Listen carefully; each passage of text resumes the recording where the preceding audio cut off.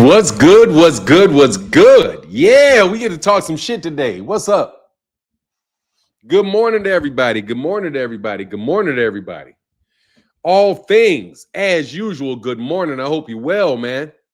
Kentrell LeGrew, Mr. Mileage, Bank Hayes in the building. Terrell W, what's up?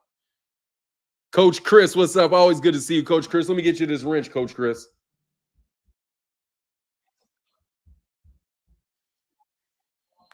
Let me get my guy, Coach Chris, this wrench. He's overdue. Where you at, Coach Chris? Let me get you this wrench, Coach Chris. Let me go to channel. Make sure it's the right Coach Chris. How long you been around? You've been around for over 2 years, going on 2 years. And so therefore this account is old. So let's give Coach Chris his wrench and welcome him. I really do enjoy talking to Coach Chris every morning. So let's give him that wrench. You are part of the crew. You are officially confirmed not to be a troll. Shout out to Coach Chris, man. Welcome to the wrench crew. Rod Walker in the building. What's going on, man? I'm hoping to make my super chat goal one time this week. Yeah, because so I can buy Devi Poo a pacifier, bro. Devin has a Diddy pacifier. I'm sure he can use another one. Exactly, Rod Walker. Seriously, bro. I want to start talking about that Devin Haney shit with Najee. If you didn't hear, I heard this morning. Oh, 5 minutes till the backwoods is sparked. Hey, man, spark it up, dog, because I'm about to go in today. I'm going to have fun time, man. You guys saved my life, man. Seriously, man. I would like to thank all of the supporters of this channel, just out from the bottom of my heart, for you guys sticking with me through all the stuff that I've been through. Thank you for sticking with me, man, when the boxing is not that hot. Thank you for allowing me to have enough leverage in this boxing world not to ever have to be in a situation where somebody calls me a sellout.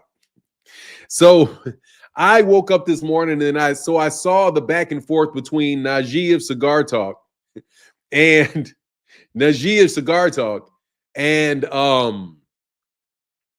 Devin Haney. I did not watch any interview that Najee. I've never watched the Cigar Talk interview. I've never done it. So I didn't get to see the interview for Ryan Garcia. Hey, man, thank you, bro. Come on, man. Let's make it, Rich L. He said for the crybaby Dev. That a daughter of God said, Team Tank all day, bro. We got one on our goal. Come on, man. Let's get him. No, seriously, man. I want to thank you guys for the support. For real. Duck Fevin. Yeah, for real, pretty much. But let me tell you, though, man, about this idea that Najee is a sellout. I have no idea whether or not he's a sellout or not. Absolutely no clue whether he's a sellout or not. I know this, though. Devin Haney, if you do any business with Devin Haney thinks he owns you. If you work with Bill for 2 seconds, Bill thinks he fucking owns you, bro. So that's what you niggas get for interviewing these damn fighters, bro. Najee didn't have that same energy with Tank when he called him a pussy and said no more interviews. What'd he say? Najee didn't have that same energy with Tank when he called him a pussy and said no. I said no more interviews. What are you talking about, OFE? I don't pay attention, Najee, so I wouldn't know. I don't mean. Oh, damn it, man! I gotta call you today, Jay Miltz. Hey. Just for a little respect and support. I appreciate you, brother. Thank you, man. I'm trying to make my goal today, man. Shit, I like to drink too. Hey, Nuke the Duke. Nuke the Duke said Najee likes to drink. So do I, man. I was knocking some shit back last night. I be wilding out, dog. Quiet as kept, nigga. When I drink, I get kind of wild when I drink. So, dog, I threatened to shoot out in Vegas when I was drinking. Because Tank brings views. Najee begged Tank for another interview. Bro, look, you're not Tank. I didn't even know Najee had an interview with Tank. That tells you right there. The fact that Najee is getting these interviews tells you that he's a corporate guy. Because, bro, these niggas ain't coming. But that's what you get when you're in that field. From what I can see, he's good with the field, man. I guess I just like I said, I don't pay attention. because he's an interviewer. He's an interviewer. So I don't really listen to guys like that. I listen to guys like Greg Hackett. Man, I was so excited yesterday, man. Greg Hackett was on the channel yesterday, man. I got to ask Greg a bunch of questions. That dude is a fucking man. That dude knows his fucking boxing, bro. Greg Hackett. Nuke the Duke said company man. Yeah, he's a company man. In order to get those interviews, you have to be a company man. I don't care whether you have a black accent, you got your hat on, whether you wear your hat, whether you act like you super cool or not. Dog, all of those guys they're corporate guys. They're all I mean, that's the way that I look at them. So I don't know why Devin Haney would have any expectation for him. Anyway, man. That's what Devin Haney is, bro. Crying about it. Greg is definitely a great boxing man. Yeah, man. You know what Greg did? Greg really is great at like looking at it through the lens of somebody that is in the ring. Like, I really liked how he talked about getting in the ring. It's like how you're gonna feel, what you feel like you're gonna be able to do that day. Works with rappers as well. Najee got good connections, bro. Najee's connections are not that. I mean, come on, bro. David's the same. Talking to me about somebody's Najee having connections, bro. Oh, we're doing a Rampage Jackson. Kentrell, we're doing Rampage Jackson, and we're doing a video for we're doing a Jake Paul, Gervonta Davis video, and we're doing a documentary on Rampage Jackson and Raja Jackson. We're going to analyze that from a certain angle. I'm kind of negotiating with my son about what I'm doing.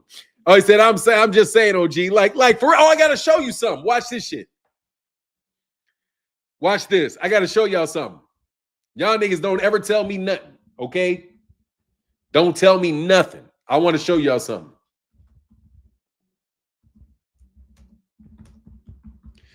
You niggas cannot tell me nothing ever.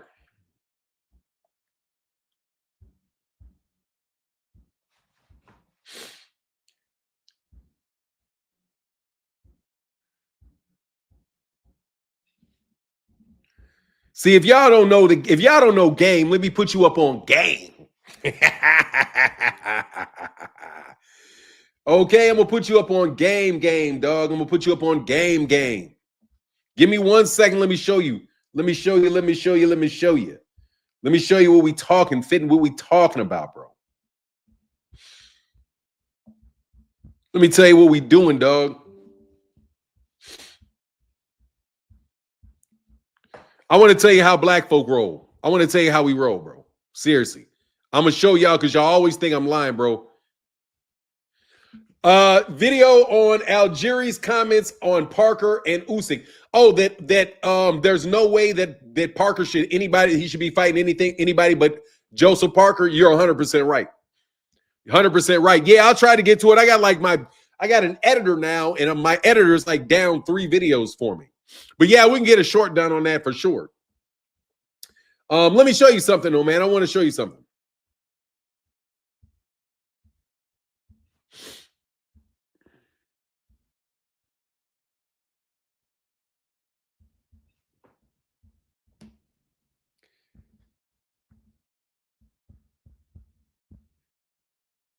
All right, you see this?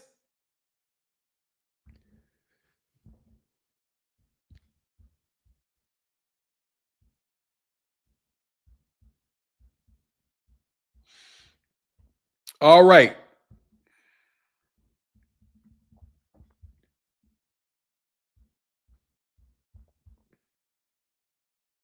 Where is my... Oh, it's right there. All right, so look.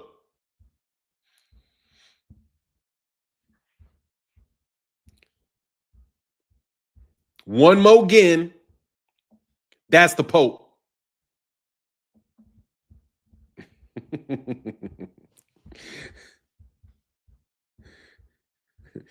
Damn, is it there?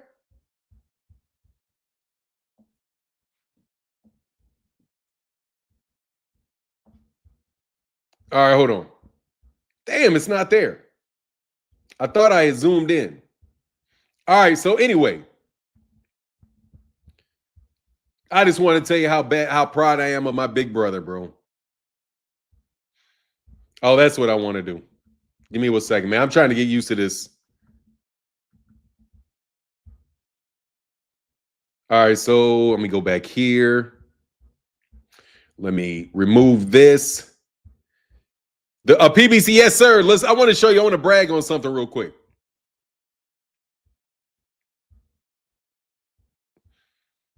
Ah, fuck. I'm working. Hold on. Damn it. Come on, man. Come on, man. I feel like I'm wasting my time. I'm having a hard time figuring something out.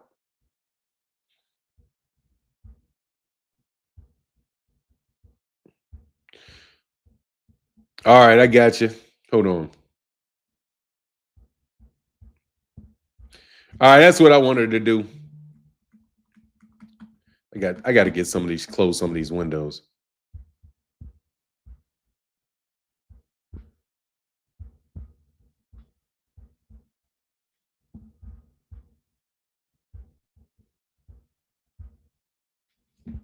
All right. So anyway, yeah. So here you go. This is the second pope. This is the second pope that we're down with.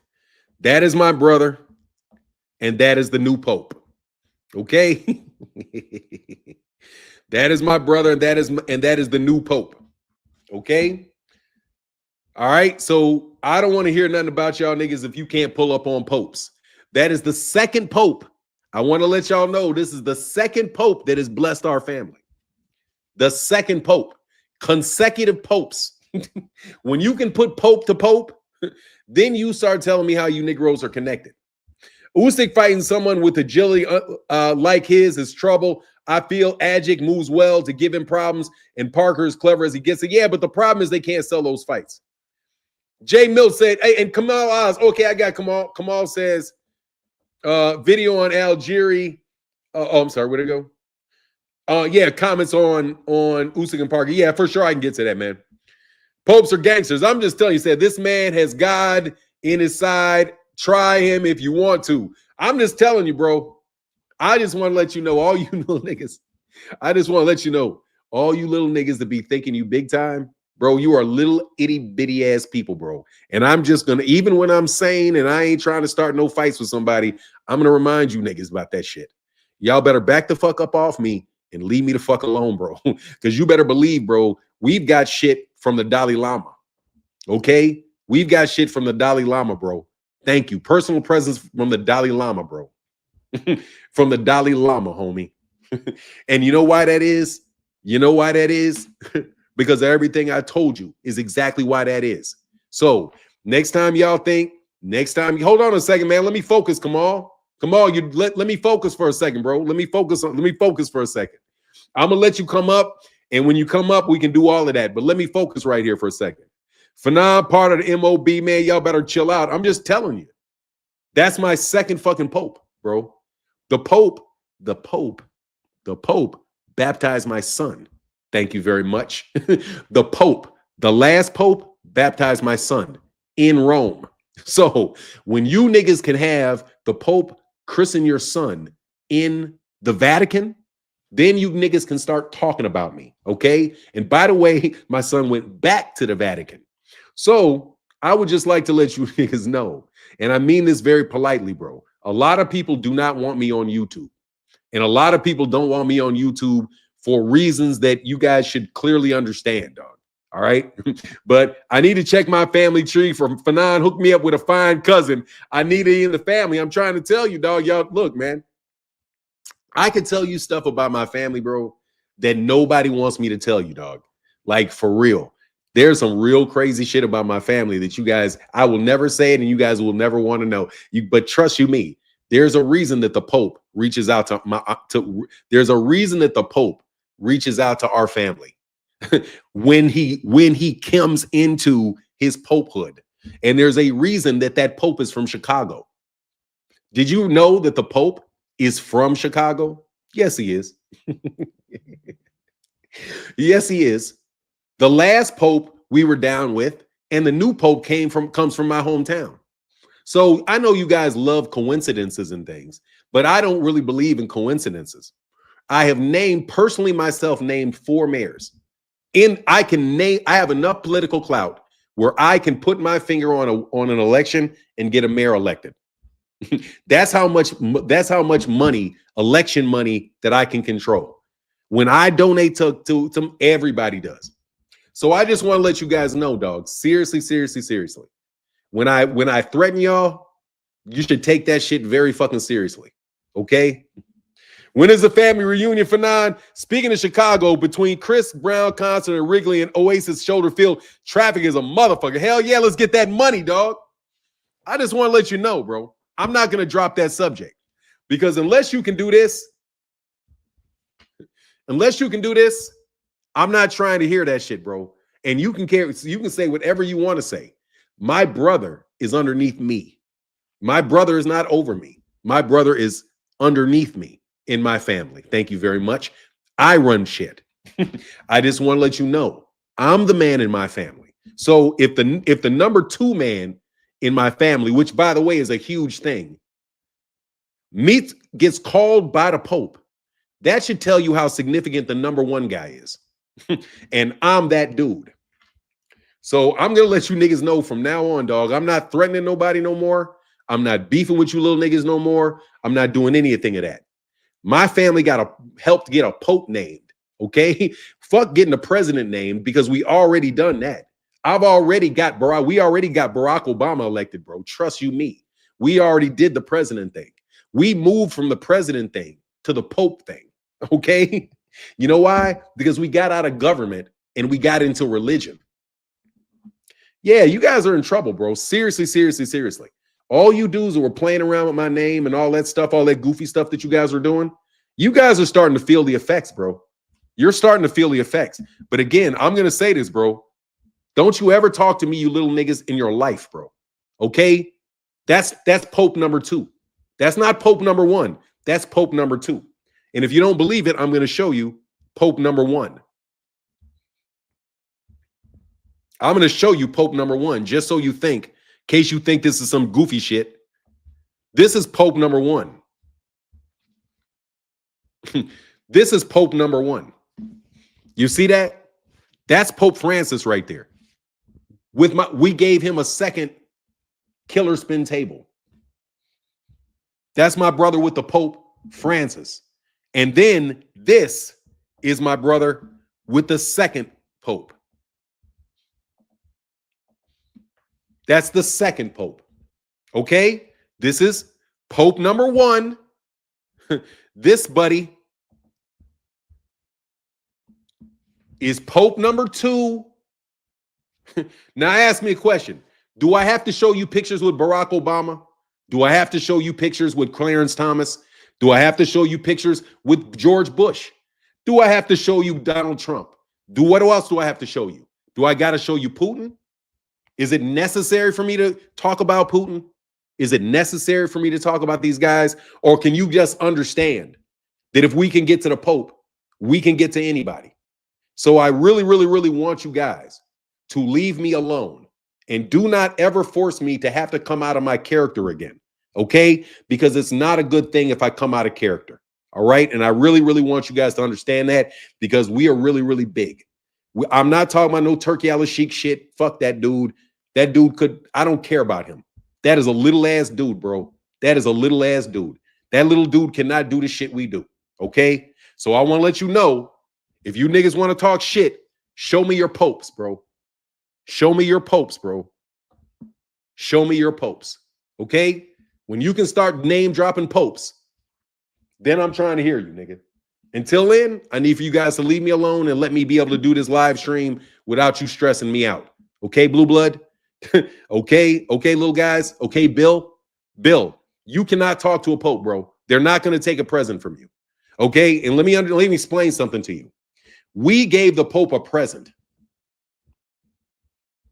The Pope doesn't accept presents from everybody, bro. And they damn sure don't accept from everybody in the Vatican and come out and meet with you personally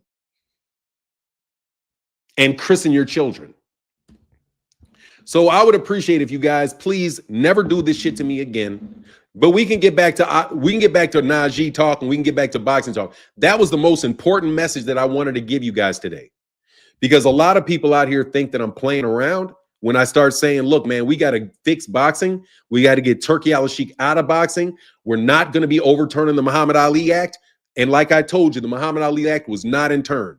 When I told, hey, manager Marty caught Blue slipping, Blue is slipping. Blue crazy. I don't know why that nigga ever played with me.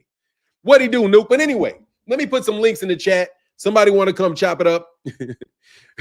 Man, let me tell you something. Blue Blood is probably the most nervous nigga on the planet, bro. That nigga is losing weight by the day. I'm telling you, there's no way these dudes are comfortable. There's no way. No, he said, fact, what happened, Nuke the Duke? What happened? How did he catch him slipping, bro? But he's always slipping. That dude been slipping for years, bro. You know? Oh, hold on.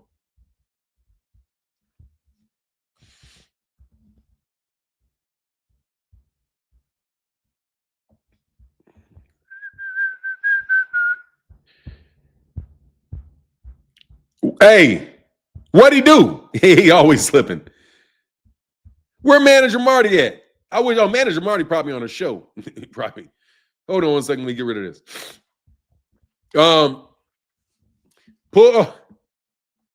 Nigga hair falling out? No. Hey, what?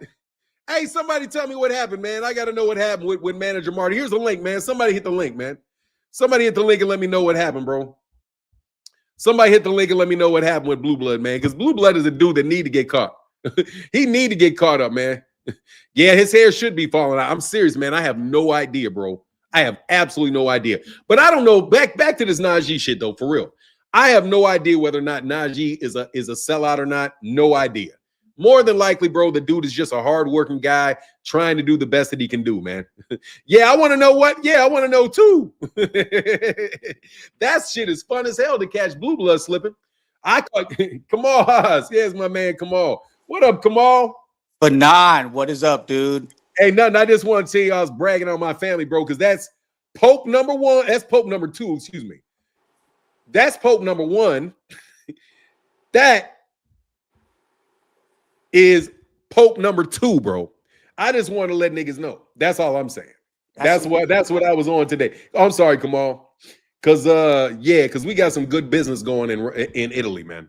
We got some good shit going on in Italy. Hey, you are called Fanon International Boxing for a reason. Operative word, the middle one, international. It's crazy, man. Sometimes, bro, I just be laughing at that shit, man, because we got shit just. Man, we did some stuff some years ago, man. I did some stuff some years ago, bro, that like it initially didn't pay off, but like over time, that shit just kept paying dividends and dividends and dividends, bro. Having good relationships and having a good name means a lot, bro. It does. It does. You could be a failure of a business person and your name, you could just license. And I'm not saying this about you, but I'm saying other people, they just license your name and you make money and dividends off your name. And so you could just get paid that way. So, having good business relationships is important. Not burning your bridges is important. Being able to work with a variety of different people. Your brand is important. Your name is important. Not having a crab in the barrel bucket mentality is important. Being able to talk up yourself and stand on your own successes is important. Go ahead, Fanon. Man, Jameson Childress hit me with $100 holler in the Cash App, bro. Jameson Childress for your kids' law school, champ. Bro, let me tell you something, man. That shit is expensive as hell. But it's a damn good law school, brother. Thank you so much, Jameson Childress. So what's on your mind? Come on. Yeah, she's wanting to get an entertainment law, isn't she? Fanon, yeah. Well, entertainment is basically like contract. It's really contract law inside of the entertainment industry. That's kind of the way I think about it. But yeah, she's in LA, so she wants to do entertainment law. I told her what she should do is that she should go on ahead and work for like a sports entertainment for a while. Then we're going to go get a bunch of boxers and we're going to sign them up to contracts and pay them in cryptocurrency. Do the Turkey Al-Sheikh route. Hell yeah, I got after everything I learned about boxing, I'm like, oh shit, there's some easy money you can make out here. Well, from what I understand, From what Yeah, I understand, he's paying people with EBT cards now, and he's paying people with food stamps, and he's paying people with IOUs and shit like that. And people are signing up, telling Tank to go to Turkey when he's paying people in food stamps. crazy. Jabronis. So, Fanon, no, I know somebody who went to USC Law School.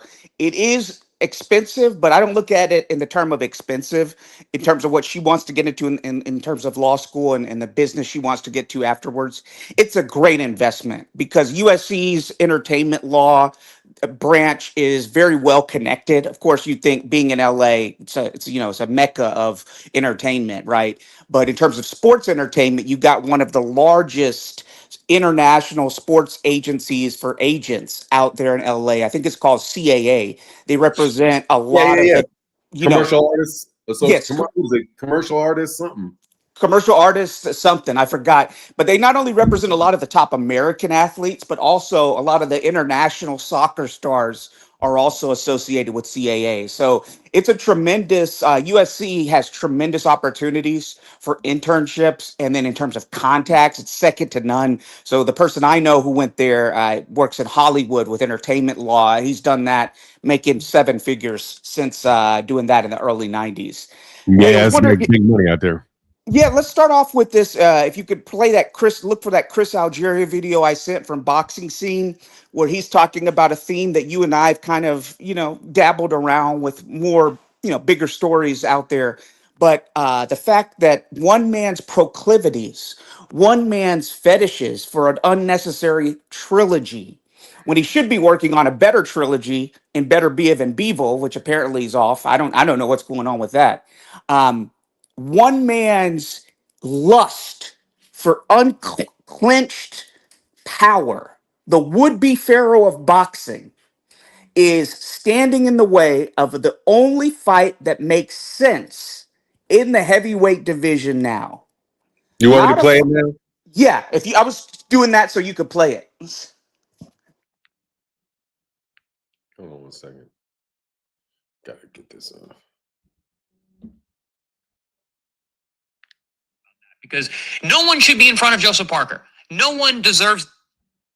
All right. Chris Algieri. I watch his helmet, I get excited because I see how good he is and I see what he's doing and how dangerous he is. But in terms of him jumping to the top of the line right now, we need to not even talk about that because no one should be in front of Joseph Parker. No one deserves the shot more than Joseph Parker at Alexander Usyk. And like you said, Champ, there's a bunch of other young, hungry guys who are kind of further along than Atalma that have the right before him to get that shot against Usyk. It's not like, we just picked the guy who has the best chance to beat him, which I think people are saying that about Atalma. Ben Davidson was saying that as well. You still got to earn the shot. You still got to get there. You still got to beat the guys in order to get into that position. And I don't think it's the right time to have him jump right to the top. Even in his dressing room, I think they asked him, or maybe it was in the ring. I don't remember which one it was, but they asked him who he wanted to fight, and he mentioned name Jermaine Franklin, which I thought that's a logical next step. You got a guy who's got a very good chin. He's durable, not a huge puncher, but throws a lot of punches, very busy, good technique. He's been in with the top guys. He went 12 with Anthony Joshua. That's a perfect next step. A guy like that, I like that. But jumping right to the top before we really get to see what he's got, I don't think that's a great idea, and I don't think it's fair to the other guys that are waiting in line already. Again, I cannot look past Joseph Parker. If Joseph Parker doesn't get this next shot, man, I mean, the rankings don't even matter anymore if that's the case, because the guy has earned it with his recent run of form and how long he's been around, and he's a former world champion. I think we all forget Joseph Parker is a former world champion. God, give this guy his shot. I watch his helmet, I get excited because I see how good he is, and I see. Yes, sir. So he's talking about Moses Atumwa and all of that. Exactly. Yeah. Okay. Yeah. There you go. I'm going to get your comments on that, Fanon, before I get into it. Oh, I think it's 100% accurate. I mean, there's nothing else I can add beyond what he said. Joseph Parker beat Deontay Wilder. I do believe he fought Zhilei Zhang and beat Zhilei Zhang. He's won a bunch of, and all the other fighters have lost. There's no reason to jump to a dude that's still a prospect and give a prospect a world championship fight and not go ahead and give Joseph Parker one. Joseph Parker is a legitimate threat to Alexander Usyk. A legitimate threat, and probably the biggest threat that there is to him right now. If they want to throw a Atumwa in there, throw a Atumwa in there with Joseph Parker. and see if Atumwa can get past Joseph Parker, and then let Joseph Parker get to Alexander Usyk if they're so big on Moses Atumwa. But Joseph Parker should be the guy that fights Alexander Usyk without a doubt. Yeah. And it's like I said, it's one man's proclivities, one man's fetishes that are apparently standing in this way, because the WBO has ordered the fight. They ordered it, I think, a month ago or so between Usyk and Parker. So there's no excuse for it not to happen. As Fanon eloquently mentioned, Parker's been on a hell of a run of form. I think he was knocked down by Zhilei Zhang, and he overcame the knockdown and still won the fight. He made Wilder. Wilder didn't throw anything, and Wilder was a shell of himself, and not the same Wilder, obviously, but Wilder didn't throw anything against Parker, and Parker dominated, won all 12 rounds. And like Fernandez said, these guys have lost. His contemporaries have lost. Dubois got the rematch.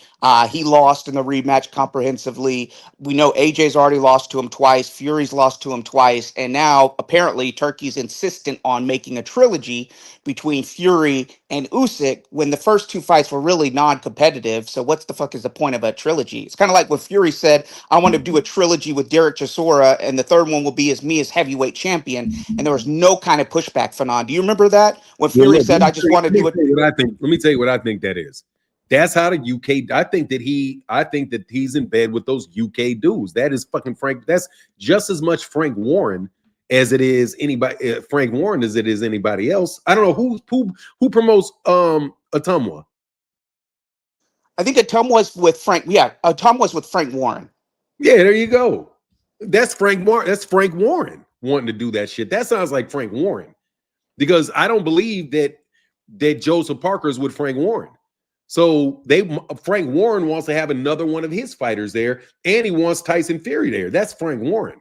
Frank Warren is doing that shit because Frank Warren is the number one promoter for Turkey Al-Sheikh.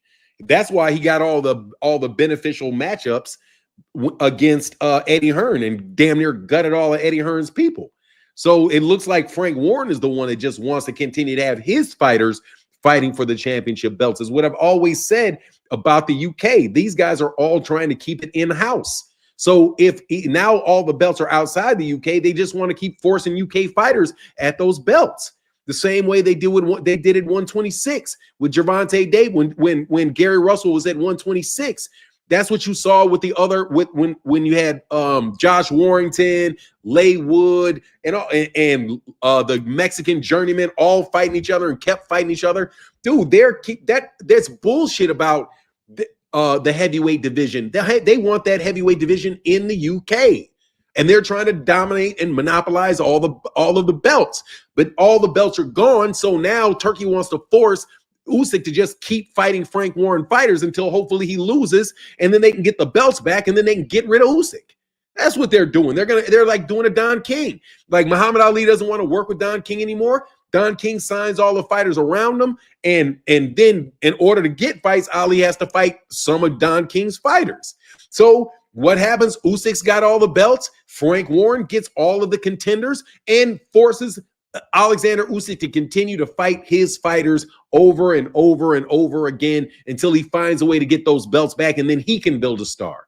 That's what I think is going on there. And again, Turkey, I'm telling you, Turkey is, this is a gut feeling. It's a gut feeling, but it's based on solid observation. There's something real fucking funny about Turkey. There's something real funny about that guy, bro. Real funny. I don't believe his money. I don't believe it. You heard Eddie Hearn, what Eddie Hearn said about the money that came from Len Blavatnik when that guy was saying, I can't remember saying somebody that was trying to, Jerron Ennis wanted to fight somebody, and the money was offered was so low, and he was like, look, what happened to the $2 billion? And then Eddie Hearn said, we ran through that. So now Turkey Al-Sheikh, they're trying to run through Turkey's money. But guess what? They're going to put UK fighters in those Turkey cards as much as they can possibly get them. And they're going to put UK fighters in US cards as much as they can possibly get them, so they can get a cut of that cut of that marketing budget or the promotional budget or whatever, what the budget for the fight, seeing as all these fights are budgeted to lose money. There's no way Eddie Hearn made any money for the zone. Ran through all that money, and all they did was lose that money. They're running through Turkey Al-Sheikh's money, and all they're going to do is lose that money. These people are not trying to make money. So if they're trying to shut down and prevent other people from making money, just telling you the way that these guys operating, it's very, very, very, very funny fucking business, bro. It doesn't even make sense, but my personal opinion. Boxing, the degree to which Turkey Al-Sheikh is involved in boxing in the United States, I don't see how that shit helps Saudi Arabia at fucking all. I don't see how that shit, how Terrence Crawford versus Canelo Alvarez helps Saudi Arabia. So why in the world would they be paying money for that out of the Saudi Arabian investment fund? It shit just doesn't make sense. It just looks like it's something other than what these guys are saying it is. And it's consistent with other things related to them when they say they're making this amount of money, and then you find out they're getting paid in cryptocurrency. When I said they were getting paid in cryptocurrency, nobody ever argued with me about that shit.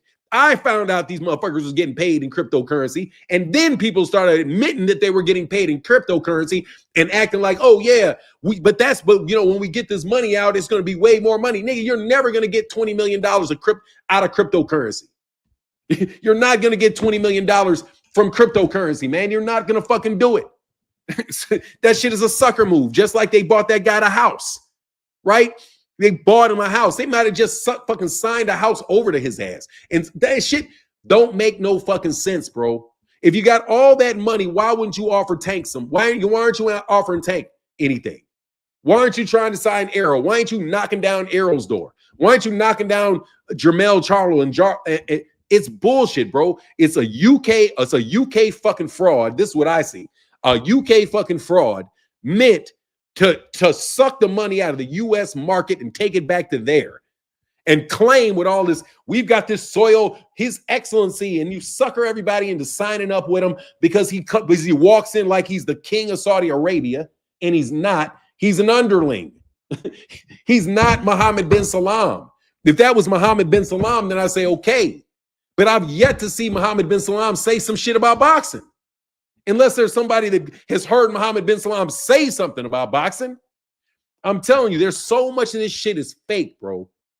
Anything Claymore Reigns supports, that shit's probably fake. I'm telling you, this shit just doesn't make any fucking sense to me. Really and truly. Anyway, I'm sorry, I went on. That's my answer to that question. Come on. You don't have to apologize. That's what I was wanting, Fanon. I was trying to get that out of you. So that's why I asked you for the setup. Don't apologize. I was here listening. Like, seriously, man. Like, seriously, bro. I have a certain amount of insight and a certain amount of in what do you call it? Intuition. Or what do you call it? Discernment, right? They say, about get ye discernment, the talent of discernment. If some shit doesn't look like it makes sense, it's probably not what it is. There's no fucking reason for Saudi Arabia to be investing in boxing in the United States, bro. It's never going to make money. It's never going to transition into any real great benefit from Saudi Arabia. It really isn't. Now, maybe soccer because it's big in Saudi Arabia, maybe that type of thing. But what these guys are doing just doesn't make any sense whatsoever, bro. It doesn't. So I say you can't take crypto and sell it and get money back. Look, Hunter Young. If I pay you in crypto, that means I'm not paying you in money. Your job as a fighter is to get paid in money. If you want to take your money and then invest in cryptocurrency, then hey, I would not argue with you. Okay? I would never argue with that. If you believe in being in that particular currency, if you have faith in that currency, cryptocurrency, okay, cool. But without a doubt, you can spend money. So why don't you get paid in money and then you take your own money and invest it in cryptocurrency? Why would I get paid unless I'm trying to avoid taxes, which you're not going to invest, you're not going to as soon as you transition your cryptocurrency. But again, shit doesn't make any sense. Young fighters should not be involved in this type of speculative dumb shit. You're already speculating on your ability to live in a fight. Like you're getting into the ring and you know full well this dude can hit you and you can die. Right? You're already taking a risk by boxing.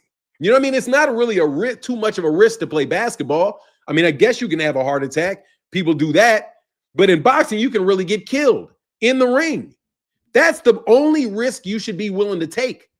You shouldn't be taking the risk of getting killed in the ring and then take the risk of getting paid after you took the risk of getting killed in the ring. That shit don't make no fucking sense. You get your money. Like, I don't give a shit, bro, for real. Like, if somebody was going to give me $20 million in cryptocurrency or $1 million in regular currency, give me the $1 million. I'm taking it. I'm taking that shit and running. I ain't gonna lie. Give me $1 million. You can call me Muhammad Ali, and you can be Don. You can be Don King. When Don King said, when Don King owes you $6 million that he ain't never gonna fucking pay you, but he drops you off about $1 million in cash. It says, look, this is $1 million in cash. You ain't even got to file this on your taxes, and you don't got to go through a lawyer and go through all this shit and arguing back and forth with me. Can we settle this shit this way? And Ali took the money because he knew people always thought that was a dumb decision. When I looked at it, I'm like, nah, that's an astute decision. Because if you can settle and get the cash, and he gives you it cash, and you can put that cash away and not have to pay taxes on it, and you get to skip all of the legal fees and all the drama about that, then hey, man, you may actually be able to save him some money and save yourself some money. But these guys are swindling you, man. Like, I believe Shakur Stevenson got swindled. I don't like, you know what he said? So one thing Shakur said, he said, I jumped off what did he say? I jumped off the bike fast. And he said he jumped off the porch and he had to start learning. So basically he said he jumped off the porch, which means he left Top Rank, but he made some mistakes and he had to learn and hurry up and learn fast. Yeah, bro, you're going to have to learn fast when you're dealing with snakes. If you don't speak snake, don't talk to snakes. Anyway, that's my take on it, Kamal. I can cook on that shit for a while. Well, I was listening. You were imparting knowledge on not just me, but on everyone else. Yeah, these guys, I'm telling you, Kamal, like, I would not, like, when you start talking about international relations, I for the most part, I stop talking. Because I got to process, because I know what your background is, I have to process it and try to understand it. Because there are things that you're offering to me that I have to understand. So I'm not going to debate with you over that because you're an expert on that, especially when you consider you compared to me, because I've never been in the military. I've never traveled to the places that you've traveled. So I have to understand that you have a skill set that I don't have, and I have to use that properly. You have to understand when you start negotiating, you're a boxer and you start negotiating with promoters directly, dog, it's like them trying to box you directly. You know, that's not going to work. You know what I'm saying? Like if Terrence Crawford, like this bullshit, take, for example, the shit that Terrence Crawford supposedly, I don't know if he did or he didn't, and I mean this. I don't know if it was him or not, if it was somebody just faking. But bro, if I didn't know what I was doing, that shit made have really fucked me up. You know what I mean? Because I might have been sitting there thinking, shit, I'm going to get sued. Man, I can't afford a lawyer. What am I going to do? You know what I'm saying? Just a regular person, that shit would fuck with them what they did. What they did to go have all these different podcasts, the Spit Shit Box podcast, and all these people come at you and shit and go at you and go at your family. You got niggas like Blue Blood talking about what hill am I resting on, knowing full well he's talking about my friend Mara Hill. Like, this nigga is literally, in my opinion, threatening my family members and shit and my loved ones. You know what I mean? You start fucking around with people like that and you're not ready to go to battle with them. You not on that level, bro. It'll fuck your life up. You know what I'm saying? The problem with them niggas is they came at a nigga where, trust me, I'm fucking their life up. They're not going to tell you, but I'm fucking their life up. Trust me, they getting hit so hard for fucking with me, bro. Trust me, dude. These niggas ain't saying my name. They going to look for somebody else. But they fucked up.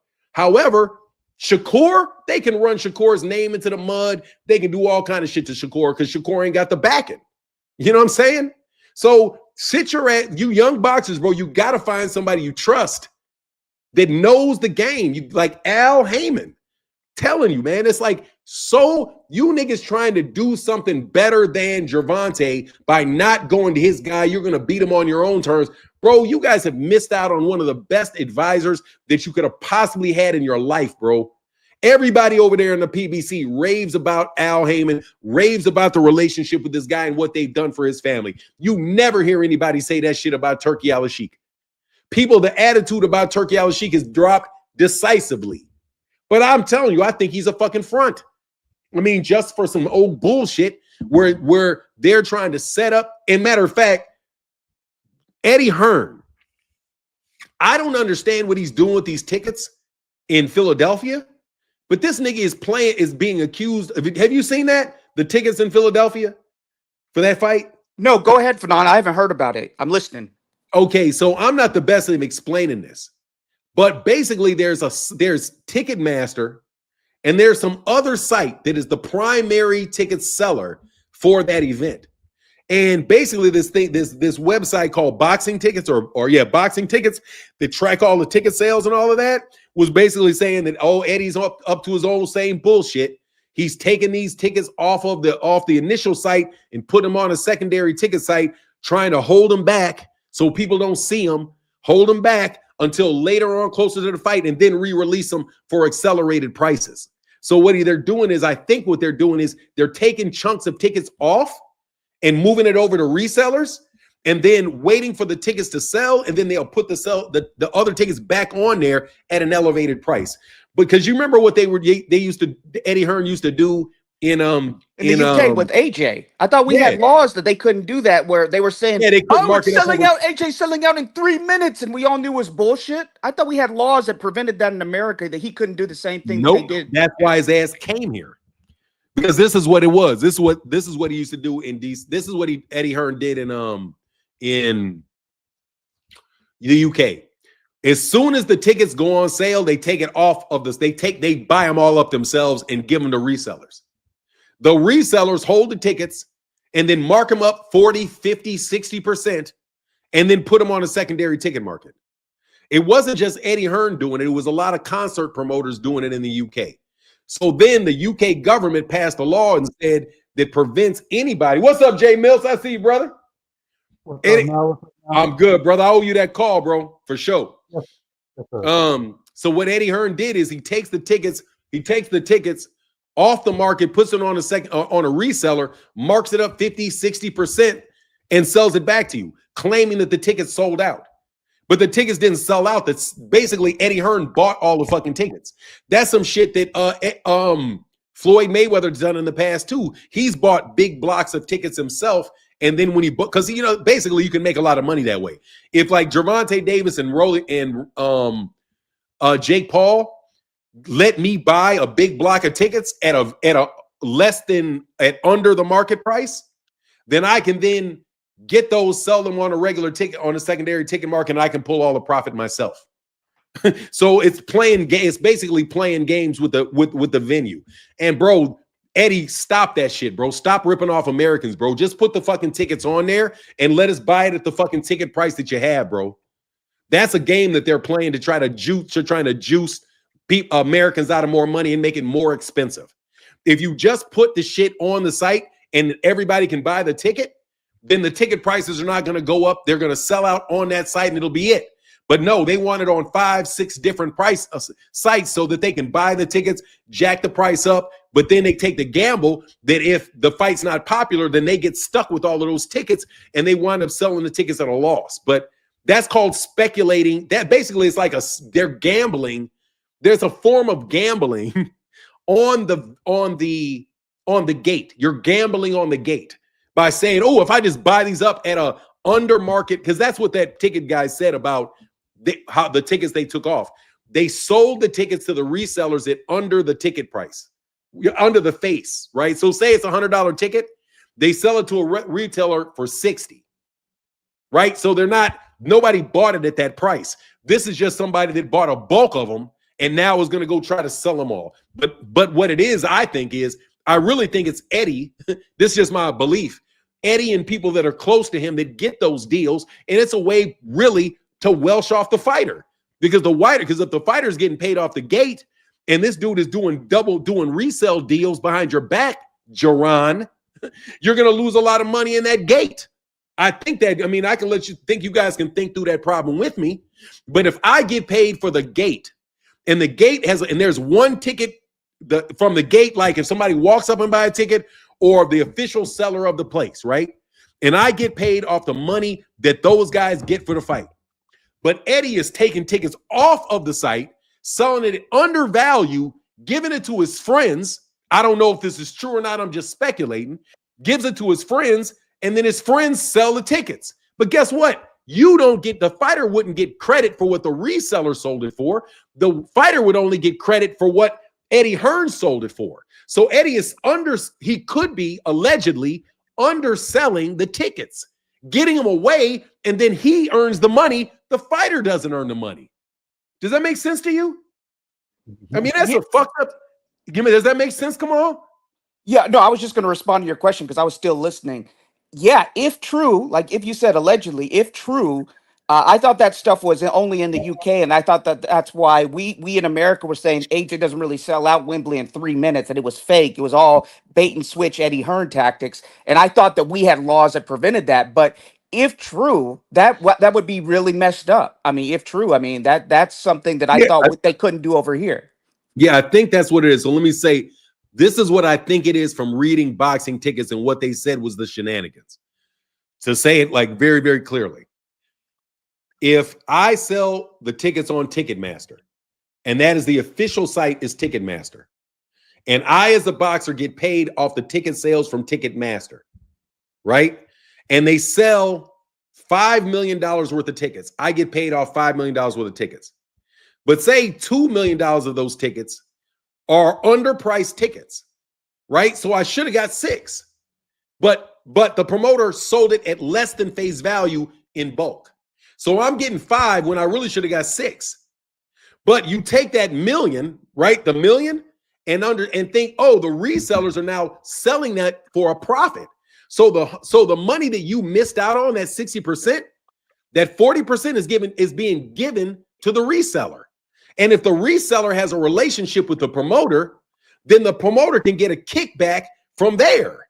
And so that's basically a way to take a chunk of money away from the fighter, put it in a reseller, and then for me to then get a kickback from the reseller.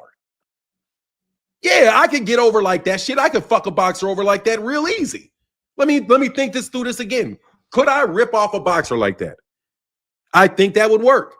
All right, guy, here's our contract. You're going to get 50% of the gate. The gate will be turned by the tickets sold on Ticketmaster. So there's $5 million worth of tickets on Ticketmaster, but they undersold them. The real value was $10 million. They undersold them. So I get paid off the undersold.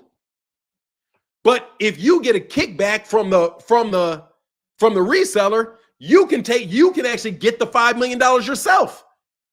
So yeah, absolutely, that shit could possibly be used as a way to rob a fighter. Sure, it could be. That's a slick little, that's some shit my cousins would do. That's some slick. Just like when Bill signed that contract. I'm telling you some other shit I think is fucked up. When Bill signed that contract for net profit, where's the gross? What's the gross?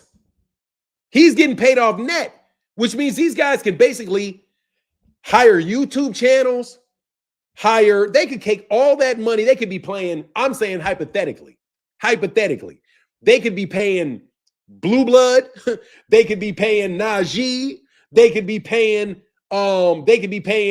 5 or 6 different journalists. They could be flying people out to dinner. They could be doing all kind of stuff, adding it to the cost of the fight. And then you guys are going to get paid out of net. You guys are fucking idiots. I'm sorry, seriously, man. I'm looking at the business deals that I've seen. You guys are getting fucking robbed, bro. That shit is. Hey, but what's up, Jay Mills? I just wanted to say that it makes sense to me though, because if you look at our community, especially in the boxing world, in our country, can you put your mic up a little bit to you, little phone up to you a little closer? Yeah, is that better? Yeah, it's better. All right. It makes sense to me because I say if you look around and you see how much our own people are critics and haters of who we are. Whenever you look at other countries, especially like our enemies, like Saudi and them, uh, they're trying to tear us apart from within ourselves. Like how all these boxers are saying, you got to go to Turkey, you got to go to Turkey. That makes sense. It doesn't matter whether they make money or not. What they're doing is giving the illusion that we're not together, which is becoming to be true. We're not together. And their whole point is to destroy our market, not to build theirs, it's to destroy our market. And they are. They're winning. That's what they're doing. For everybody who talks about, Tank to go over there to Turkey and he's going to have to go to Turkey after the fight. Well, the only reason to go to Turkey is to be able to not bring money into our country and into our country. And as long as they have somebody to do that, and what more better people than our own people. So if their number one enemy is Americans, or I should say Black Americans, then it just makes sense to give Black Americans, all the money. Here goes $30 million. Here, fight this bum, so that when you come back to America, ain't nobody gonna pay you $20 million to fight a bum. And in which case that destroys our market because now don't nobody want to see them fight. And not only don't want to see them fight, but then because they set them up to lose. So to me, it just makes sense. Turkey and just the whole UK in general. Everything that ever comes out of their mouth is bad about America. And if they can get us to say that about us, I mean, they win. They get the money on the back end just because there's nowhere else to go. Saudi don't care about it. I mean, they're going to be Saudi no matter what. It's just that's just my thought. Yeah, I agree, man. What's your take, Phoenix? Hey, bro, you're not Korean, are you? Yeah, I'm half Korean, half Panamanian. I could tell you, man. I could tell. It's like saying that's what guy went up. All right. That's How why you every say time we talk about half Panamanian? Yeah, Panamanian. My dad's Panamanian. Oh, okay, that's what's up. Yeah, that's why every time when they talk about Kim, I'll be in the background saying, "No, man, they're racist." I'm half Korean, so I know I'm kind of in that community sometimes, and even within my own, we are definitely a race of hated everywhere. My father was famous in his country. He was a singer, and he had a song called Black Power back in the 60s. It might have been the 60s. And so the other day when you were speaking about blacks in other countries, I could almost agree with that. And I understand why. At least in Panama, the places that where blacks are, it's just us, and the government doesn't really exist. So the hatred for especially Americans, because even my father, when he comes here, um, their struggle is different. And so when they come here, it's like to them, it's like, man, even my father with me, you have all these opportunities. There's nothing that you can't do in America. And it's almost true, but just kind of by design, at least in my opinion, kind of by design, all over the world, it is that way. Um, we're mistreated and we're definitely hated upon everywhere. And it works. If they can get us, if the whole world hates us, that's one thing. But when we start hating ourselves and we start hating each other, that's because once again, if you look at all through the history of life, there's nothing that blacks can do and that we're not better than. We're better than everybody anywhere in the world. But if we can get each other to hate each other, to go against each other, to not support each other, to say things like Tank Earl, everybody got to go to the other side and all that. And if we can get us to hate us, I mean, that's already the victory they're looking for. Yeah, I agree with you 100%, man. I agree with you 100%. And it's really tough, man. When I started doing boxing YouTube, man, I was really like, there's so many racist white people in boxing, like, man, like for real, like really bad. Like when I used to, like, do you ever used to go back on you remember when they used to have the message boards and all of that? Yep. Yeah, you remember like how bad, if you ever went there for boxing, you got called every kind of nigger, every kind of monkey, every kind of this, every kind of that. They're toxic. Oh I my remember God. that boxing scene didn't And used to regulate those. Boxing News 24 still doesn't. So you don't have to use your real name on there. And they are the most toxic, racist, N-word, monkey, mayate, all these words. And that's why when you hear these guys, Steve Kim, That's why I don't believe nothing about the boxing media. Because the boxing media, those are the people that they're writing for. Like the white boxing fans, and I hate to say this shit, white boxing fans, the ones that are really boxing fans and didn't go over to MMA, they're some of the most racist motherfuckers. Oh my God, man. Because they're all, like, let me put it this way. Like, the Pope could be as racist as his ass want to be, right? But if my brother meets him, he's going to be very, very polite, even though quiet as kept, the Pope is black. People don't know that, or don't like, he does not publicize that, but he's Creole. So he's a black dude. But say if the Pope was not a Creole, then he could be as racist as you want to be. But at that level, you're never going to see it. It's going to be like, hey, how are you? Shake hands. Everything's going to be good. But the closer you get to the street, the more the motherfuckers was going to tell you what they think.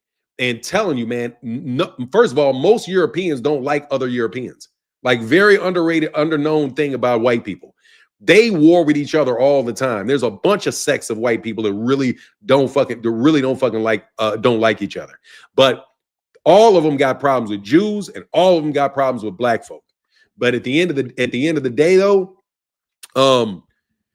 boxing is the most racist. You're never going to see some shit more racist than boxing fans, because football, everybody comes together in football. You know what I'm saying? Everybody comes together in football because you got a black quarterback, a white quarterback. You know what I'm saying? You got a white, there's blacks, there's 52 people on a team. In baseball, was racist, but still Dominicans and stuff you're still going to see. But with boxing, it's only one person. Tennis, it's only one person. So you can see how they treated like Serena Williams. The media did not like Serena Williams. Serena Williams is probably the greatest female athlete of all time. She's the greatest fucking women's tennis player by far. But yet they mentioned some Margaret Court who couldn't fucking stay on the court with with Serena Williams for 30 fucking seconds. Ain't no fucking way. She was fighting in she was playing in an era before they had any open tournaments. But so boxing is so racist because black people dominated, and then they started selling it. And it's always been that way. The very first big fight in boxing history was so fucking the story is crazy. Basically, there's a black American champion named Tom Mellenwaugh that traveled over to the UK and fought their champion whose name was Tom Cribb. Tom Cribb was like friends with the king and the queen and really, really celebrated, right? But he was still at the same time a real ghetto-ass white boy. But he was fighting for them and whooping everybody's ass, Tom Cribb. So they brought in a big black champion from the United States who came over to the UK, came over to the UK and started whooping people. Tom Cribb fought Tom Mellenwaugh, right? Tom Mellenwaugh whooped the shit out of Tom Cribb. The black dude whooped the shit out of Tom Cribb. And guess what happened? All them white dudes jumped in the fucking ring, damn near tried to kill Tom Mellenwaugh and his fucking trainer, then said, start that fucking fight over again. So they kept fighting and they kept fighting. And anytime Tom Mellenwaugh would hit him or hurt him, the white boys would jump in that motherfucker and them serious. They were going to try to kill Tom Cribb. I mean, they were going to try to kill Tom Mellenwaugh. But that's how boxing got big, on the racial tension between Tom Mellenwaugh and Tom Cribb in the UK. And after that, if you track like all the big heavyweight, all the big name fighters in the early 18th century from the United States, they all use the name Tom Mellenwaugh. It was Tom Mellenwaugh, like say Tom Mellenwaugh 1, young Tom Mellenwaugh, old Tom Mellenwaugh, little Mellenwaugh. Basically, it was like Sugar Ray Leonard. Mellenwaugh was like Sugar Ray Leonard in the United States. But the rematch, they set his ass up so fucking bad that he wound up losing. He wound up being penniless and shit out there in the UK or whatever. But that's how boxing began. And then they knew that you could sell it like that. Then they sold it with Jack Johnson and all the fighters that he had. And then there's the Great White Hopes to try to beat him. And then there was the movies like that came out around the same time with King Kong and the Little White Woman. And all of that shit was basically the King Kong movie was related a lot to Jack Johnson and the big evil beast that was sleeping with these white women. Telling you, man, as you really look at the history of American boxing, it is replete with racism. And if you really look at the Boxers Association of America, they have been feeding into that as long as there's been Ring Magazine. They've been feeding into that shit. And even I listened to one fight. There was like, I can't remember. Oh, it was Julio Cesar Chavez was fighting Pernell Whitaker. And they were like, it's a story of good and evil. I was like, the story of good and evil. Well, who's the fucking evil and who's the good? Clearly, Julio Cesar Chavez Sr. is the good, and Pernell Whitaker is the evil. And they wind up, when the evil whoops the good, they wind up giving it to Julio Cesar Chavez for the good of boxing. Just like when they knocked out, when Deontay Wilder had Anthony Joshua's ass, had Tyson Fury's ass laid out on his back at the end of the 12th round, how that fucking referee said it's in the interest of boxing to let Tyson Fury get up. We need a white champion, but that motherfucker will never sell because there's no tension between it. I'm telling you, that's why the heavyweight boxing went away in the United States. I'm telling you, they didn't want it.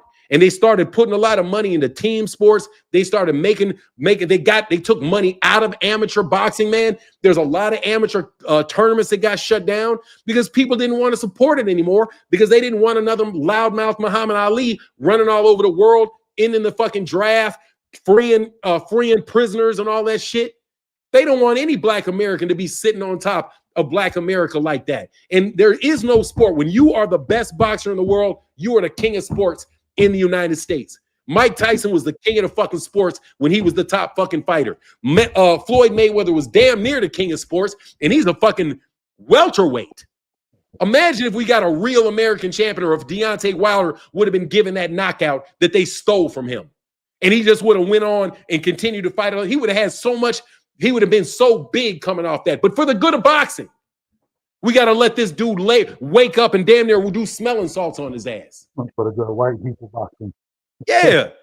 But seriously, it's like you got to connect it to the idea that we are the most culturally powerful force that there is in the world. Black America. We are the cultural superpower.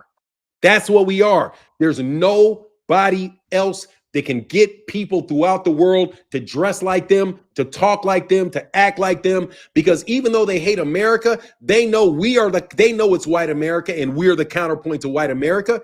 So we've always been the cultural revolutionaries within the United States. We've always been the one that pushed fashion this way or pushed music this way. We lead white kids. Little white kids ain't singing. Little white kids don't get up in the morning singing the samba, dancing the fucking samba. No, they get up singing Young Thug and shit. You know what I mean? That's what they do, because we and white, the closest two people, the closest people to white people in the United States are Black people. We're culturally the closest. Not y'all, we are. And I'm telling you, to the base of white people, because you guys a lot of times think of white people as like wealthy white people. When I'm talking about white people, I'm talking about the drive-by state white people. I'm talking about when you're going through a fucking town and the whole goddamn town smells like manure because they got farms and shit out there. They sound like us. They talk like us. They listen to the same music. They got a little twang, a little different twang. They'll put a twang in their music. If you take the twang out the music, it's rhythm and blues. Many of us are related. Like, you don't get this shit. Now, I know I got clan members in my family, as many white people as I'm related to in Kentucky and Indiana. Like, we're related. We are actually from here, man. And the white people came last, is the truth. But they were here too. I'm telling you, man, we just got to be on code as far as not mistreating each other. And that's all we can do, bro. But please do not underestimate how important it is for Black American boxing to be doing well, because it is a man-on-man sport. They don't want Gervonta Davis to be the strongest, the toughest, the physically superior person. Because remember, white supremacy is real. It's real. And they can control it in football, because you can have your Tom Brady's. You know what I'm saying? You can have your Kelces. You can put these people like a Steve Nash in a team game. You can put him in a position where he can succeed. And you can take this other guy that you don't like and put him in a position where he'll fail. Right? But isn't that what they do with boxing? How they try to shut down all the PBC fights, how you badmouth every single solitary fight that comes out, and you do it with black faces. Like I said, follow the rich white man. And I've been telling you that. That's why I've been telling you, niggas, I'm showing you the picture of me, of my family with the Pope. Because they would have had... Before I go, I just wanted to salute you. I'm sorry, bro. I'm Appreciate talking too much. appreciate you for man for your example. Blessings to your children, your family. What up, Kamal? Appreciate your work too. I'm gonna sign off. Y'all take it easy. Have a great day. All right, Jay Mills. Thank you, brother. All right, thank you, Jay Mills. All right. Yeah, I could go in on that for a minute. What's up? What's up, King of Hayden? Yeah, man. Like what you was saying, that sounds accurate. And also, what's up, Kamal? How y'all doing on this fine Friday? What up, Phoenix? The man, the myth, the legend. Always a pleasure to share the panel with you, son. Yeah, yeah. And how you doing, Martin?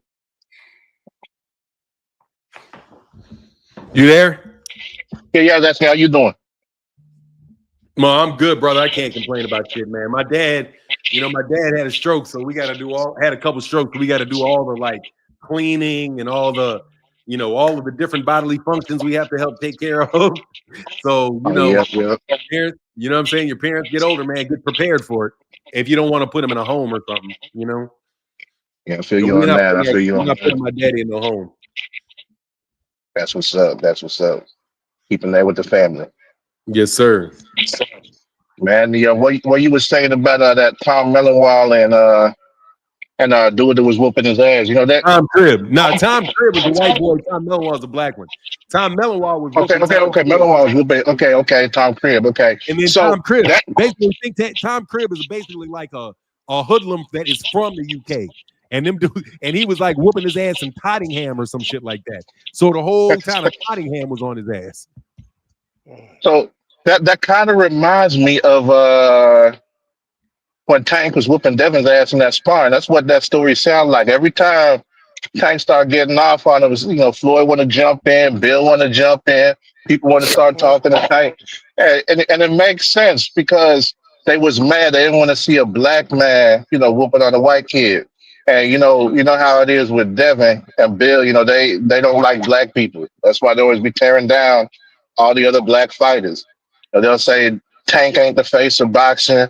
They'll say Matias ducked all this and that, but they say Jake Paul is the face. Now they tearing down Najee, even though Devin was with Tiafimo smiling and laughing in the Instagram stories together when they was on that plane. Like, see that's the weird thing. Why they want to talk about who's off code and who's a sellout, and then they wanted to fight on a racist dude's undercard with Ryan Garcia. I don't get it. I don't get it. They say one thing and do the other. It's crazy how the Haney's be moving, man. It's crazy. And man, I'm just hoping Brian Norman answer boxing's prayers, come November 22nd, man. I hope that's something we can be thankful for when we cutting into that turkey, on the Thursday after and hold hands around the table and, say what we've been blessed with for the year. That's a Thanksgiving celebration right there if it happened. And that's what I'm looking Man, can forward you to. imagine, dog, if Devin Haney wins that fight, bro? Devin Haney wins. Hey, real quick, let me get these 2 super chats. I'm gonna let you go. Bud and Canelo about to flop like fish out of water. Happy feel good Friday, y'all. Who's ready to hate? Oh shit, I'm ready to hate. Thank you, Phoenix Assassin. Hey, let me show you. I want to do something real quick for my guy, Phenomenal Nuke. All right, Phenomenal Nuke. I know you're here, right? All right, so I'm bragging today. You see that? Phenomenal. You see that? I got to look see. Phenomenal Nuke. Put a chat if you see that. Because I'm bragging about my family today. All right, so this is my brother in the Pope, Pope Francis, the late Pope. All right. So when you guys wanted me to tell y'all exactly how connected, and by the way, just so you know, my brother is underneath me in my family. All my family works together, but I'm more high ranking than my older brother is. And I mean it. You can believe it or not, I don't give a fuck. However, I don't go do things like this. My brother goes to do things like this. This is my brother, and this is Pope Francis. Phenomenal Noob. Now I want to show you this because that was the deceased Pope.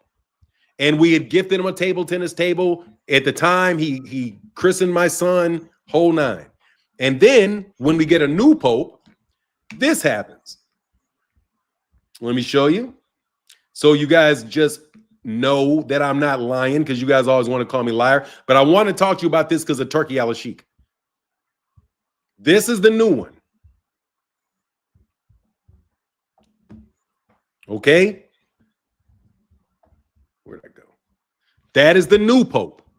So you bozos will worry me when you can get with back-to-back popes, okay? And trust me, Dalai Lama, president of China, Putin, doesn't matter, bro. Doesn't matter, bro. We can get to and talk to every single solitary one of them, and they reach out to us. So I want to let you niggas know, just because you think black people can't do shit, and you think you can just roll over any nigga you see, bro, you cannot roll over me. And I wanted to let, and Phenomenal Noop is the one that really pushed me to start telling y'all about that shit. So I don't have to start threatening people no more. I don't have to do that shit no more. Y'all just leave me the fuck alone, bro. And that's the last time I'm ever going to bring that shit up. But I wanted to bring it up for my man, Phenomenal Noop, who been telling me that I need to let you niggas know so that you can stop. Okay? Because there's been some people that had some very bad things happen to them because you dumb niggas want to keep getting froggy. Don't get froggy no more, okay? I've now shown you, nigga, there ain't no way one pope dies and then the next pope calls us and then we go and do the same thing with the next pope. And by the way, that pope is from Chicago.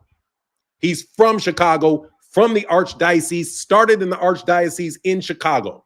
That is no coincidence that there's a Chicago Creole. He's Creole. That's the pope. If you niggas can have any motion on getting a pope named, then you can start fucking talking to me. Until then, stay your little asses the fuck from around me, nigga, because I want to be able to keep doing this YouTube channel, dog, and you niggas are going to make me do some shit that I'm going to fucking regret, okay? And I mean it. So anyway, I'm going to leave it on that. That was for you, Phenomenal Noop, because you asked me to do that shit. We made sure we got the second pope. Soon as they said, boom, when y'all coming? My son came for that trip. Just so you know, my son went for that trip for the second time.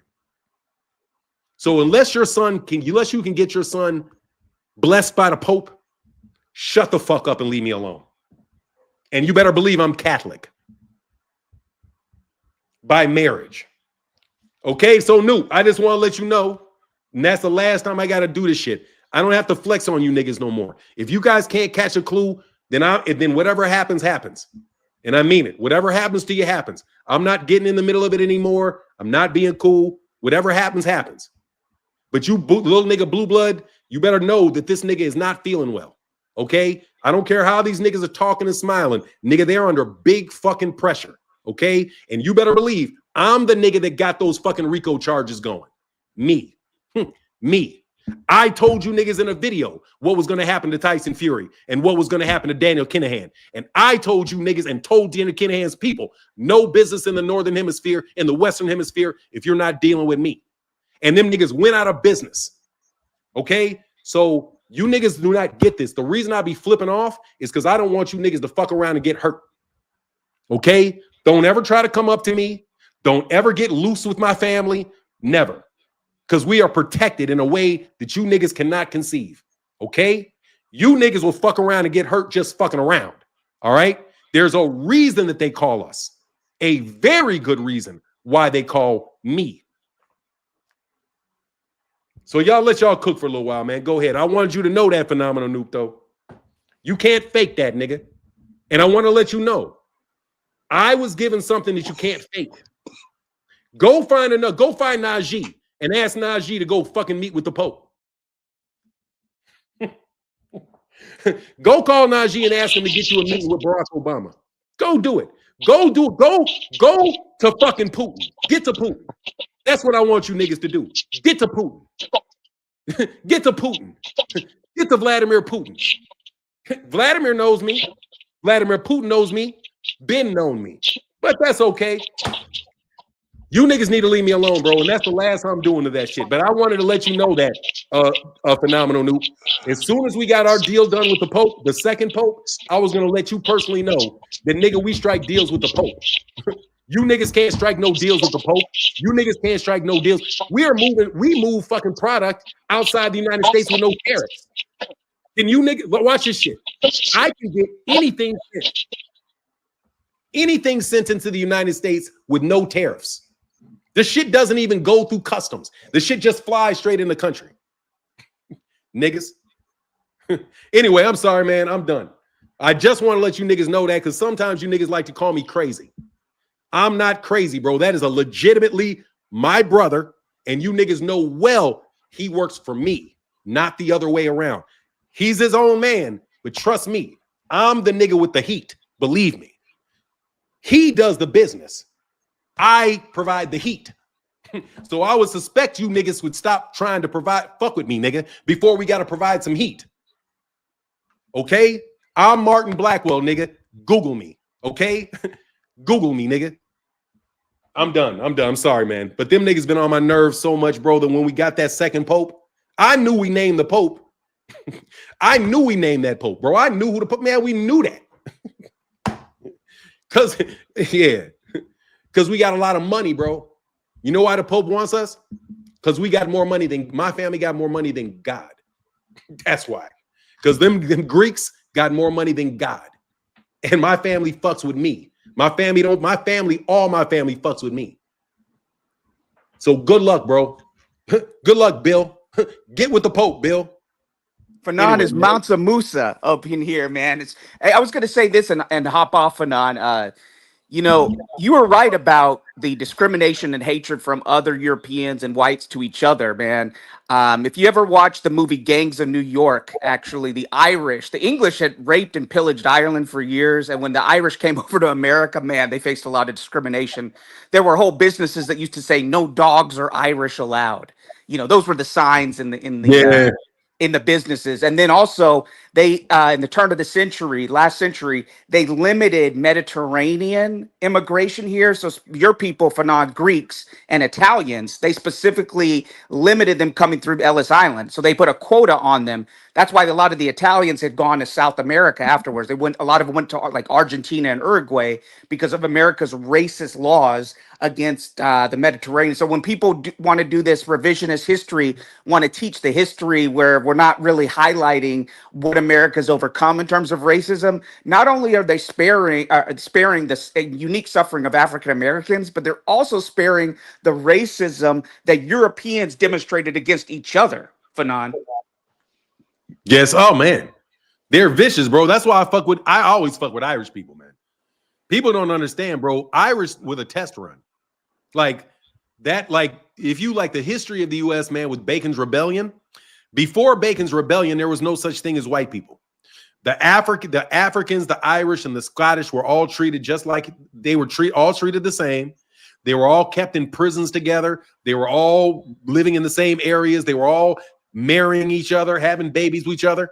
Before Bacon's Rebellion in the early continental U.S., it was the Scottish, the Irish, and the Africans were all cool with each other, but they were the underbelly to the Brits.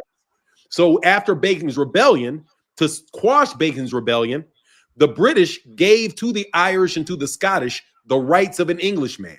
So they were then taken out of the penal, because don't you call that the penal codes? Isn't that the penal codes? Yeah, it was the penal codes. That's the British penal code. Yep, that's what it was called at that time. Code. Yeah. So basically, the penal codes in the UK basically had the Scottish and the Irish like they were as gutters you can get. The gypsies too, gutters you can get. Basically under the thumb of the British. And so when they came to the United States, they were still under the thumb of the British in the United Kingdom.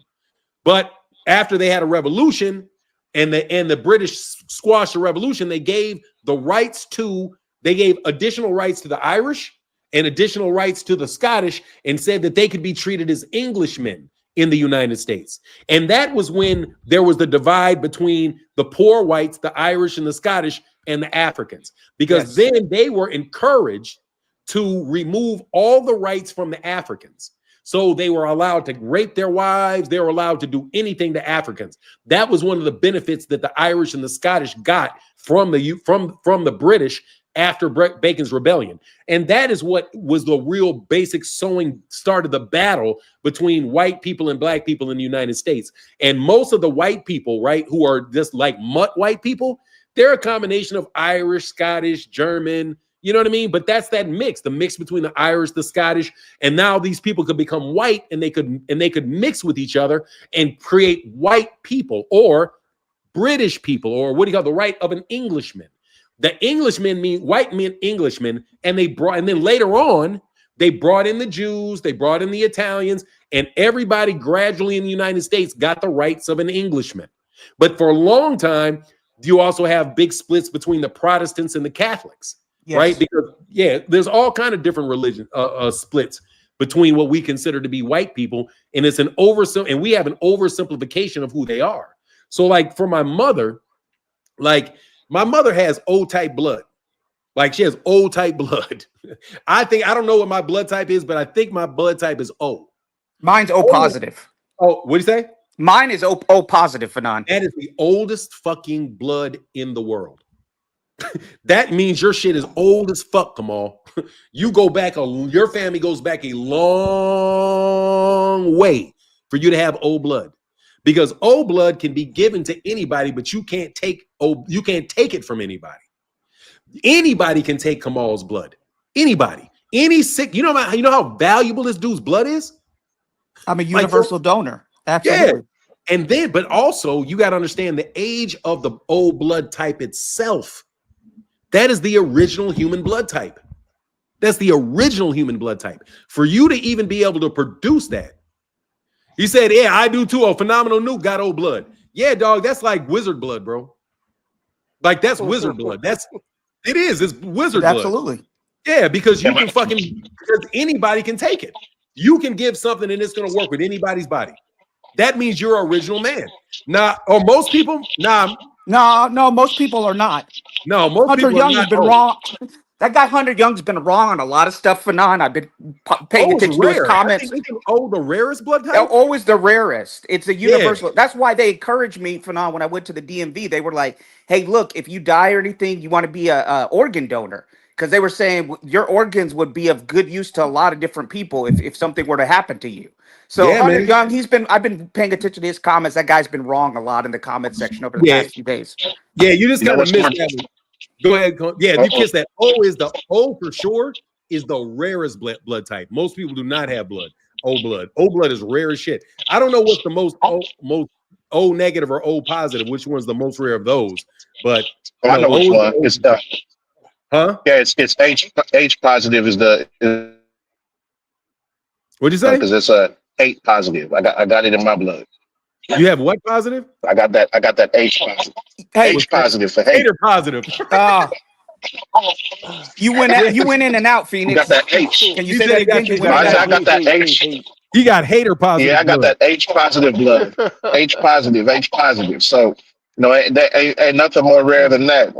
Some of them got that synthetic H, and we call it H negative because they try to keep up with the hate, but they can't. That's what's in my system. Man, but this boxing stuff, man, been getting crazy. Some of the fights have been announced, been pretty good though. They've been pretty good, pretty interesting. I seen they got not Hugo, but JDR Herrera. He's going to be fighting a guy that y'all might not remember, Ricardo Nunez, and WBC title.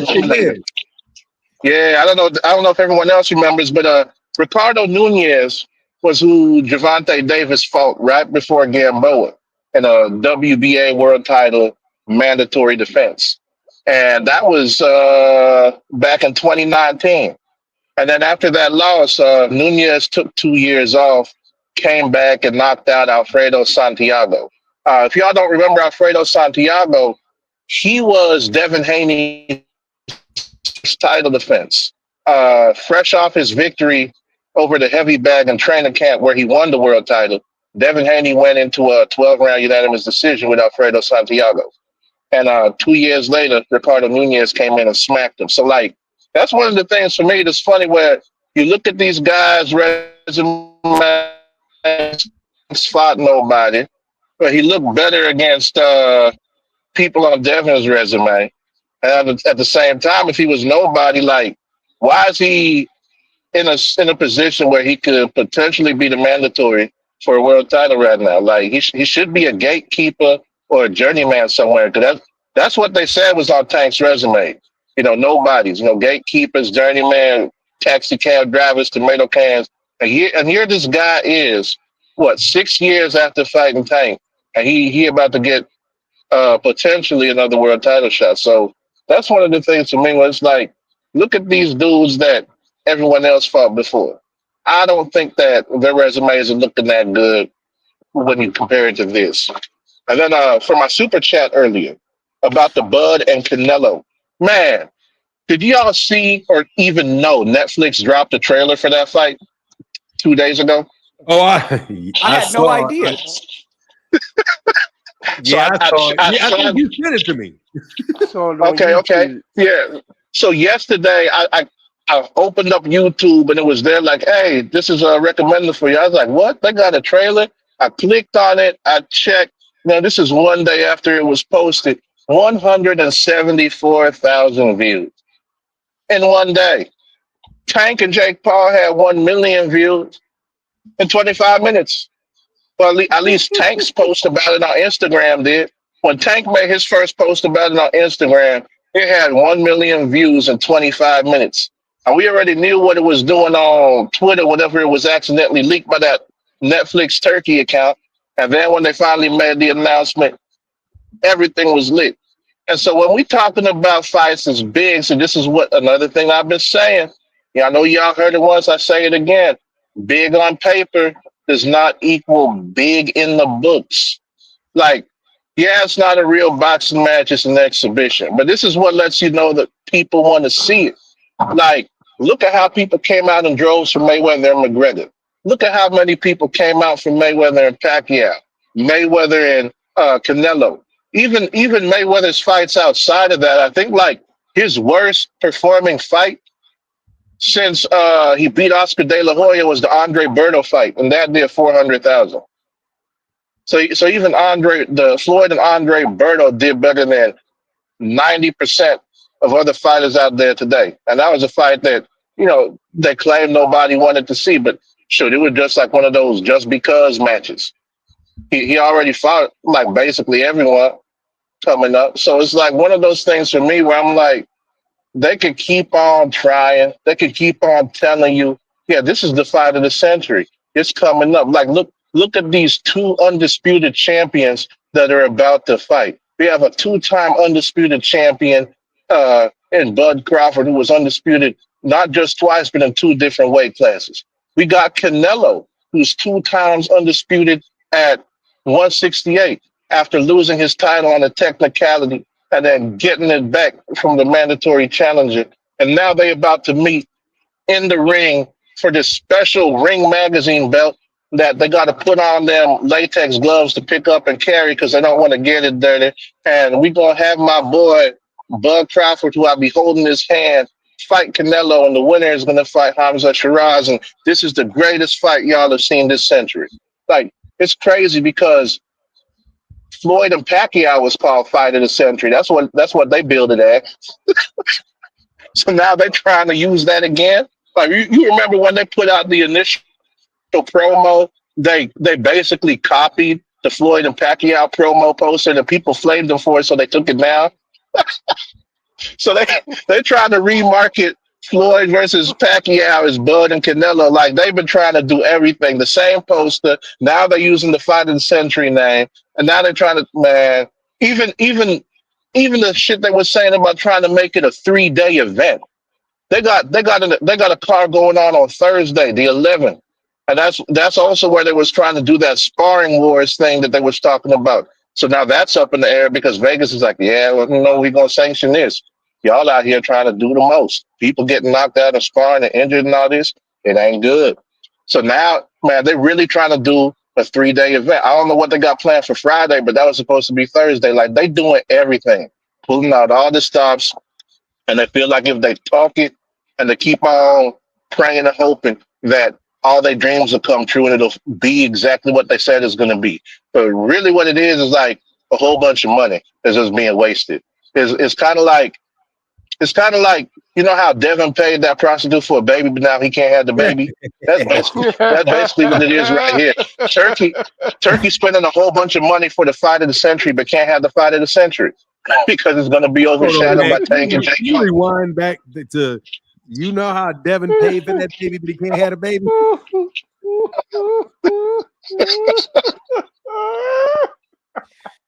You are a fucked up individual, dog. You definitely got that hater blood, dog.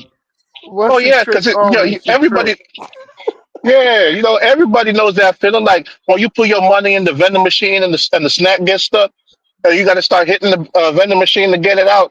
That's probably what caused that battery that she would talk about for the restraining order. But moving on from that, this whole situation that they got going on in boxing has been funny because everybody was waiting to hear what Tank was going to announce, and people are also waiting to see what Manny Pacquiao is going to do too because we seen that he just got Manny Pacquiao Promotions that deal with ESPN, and ESPN just launched their new app. I think they said they were doing away with ESPN Plus, if I remember correctly, and they want to have one app for everything ESPN. So it's not like you got the ESPN app, but then also got to look at the ESPN Plus. They wanted to put everything in one spot. So I'm wondering if that's what's going to happen. Like Manny Pacquiao Promotions are going to end up having fights on that.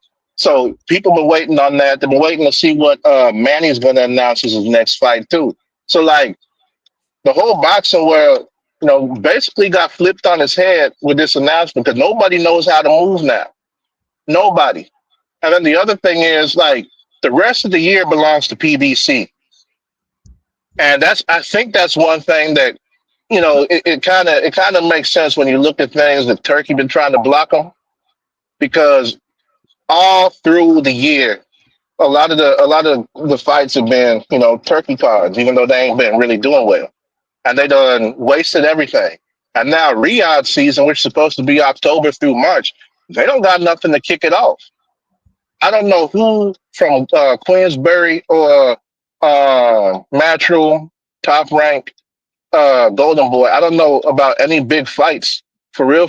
Like that got them on there. I know we got Benavidez and Yard fighting in that card in November, and I think they got what was it?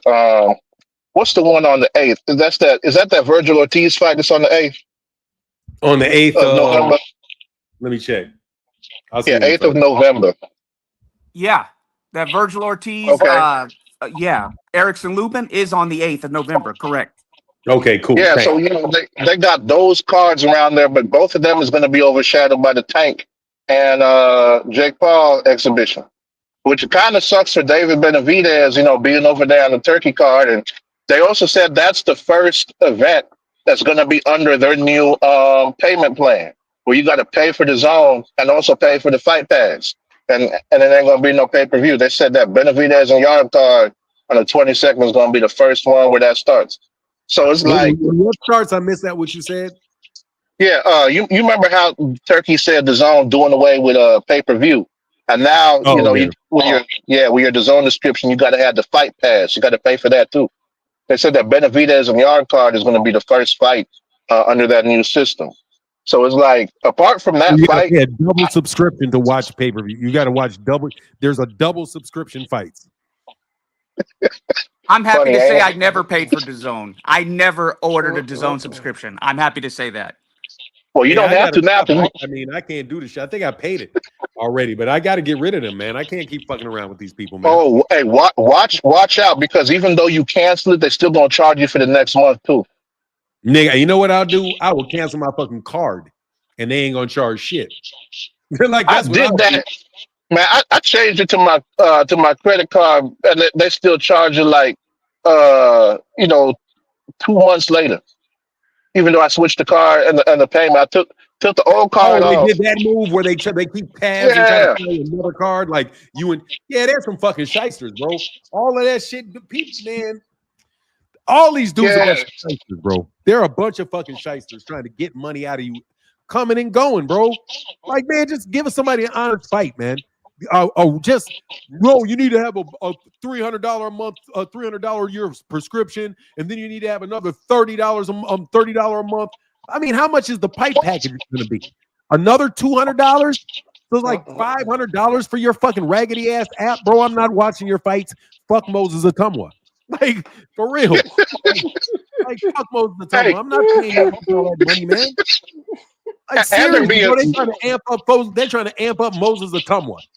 So as a reason why I should be paying all that damn DAZN money, bro. Get the fuck out of here, man. I'm seriously, man. When that shit's done for me. The end of this year, I'm done with the zone. I can't fuck with them no more. I've tried because I wanted to, they give you a good fight every once in a while. I used to be a fan of UK boxing, bro. I am not a fan of UK boxing anymore, bro, because these niggas tried to take over fucking boxing, man. Like, just fucking do the shit you're doing in your country, and if it's successful in your country, cool. Turkey Al-Sheikh, if Turkey Al-Sheikh was just paying people to have fights in Saudi Arabia, I could be like, okay, he's just paying for people to have fights in Saudi Arabia. But this fucker's coming to the United States with shit. Like, we don't need you. If you want to compete against U.S. boxing, don't come to the United States and try to tear the marketplace down so you can also so you can steal the money to subsidize your whack-ass country that doesn't have no fucking money, Eddie, the UK. And even Saudi Arabia ain't got no goddamn money compared to the United States. They got oil money. They ain't got no entertainment money. They ain't got no consulting money. They ain't got no weapons money. You know what I'm saying? They got to buy weapons from us. So, like, I'm not feeling that shit, bro. I'm just not feeling the whole thing. I'm not feeling the whole international thing. I'm not. Like, I hate this shit about having to agree with Trump and these racist ass white people, bro.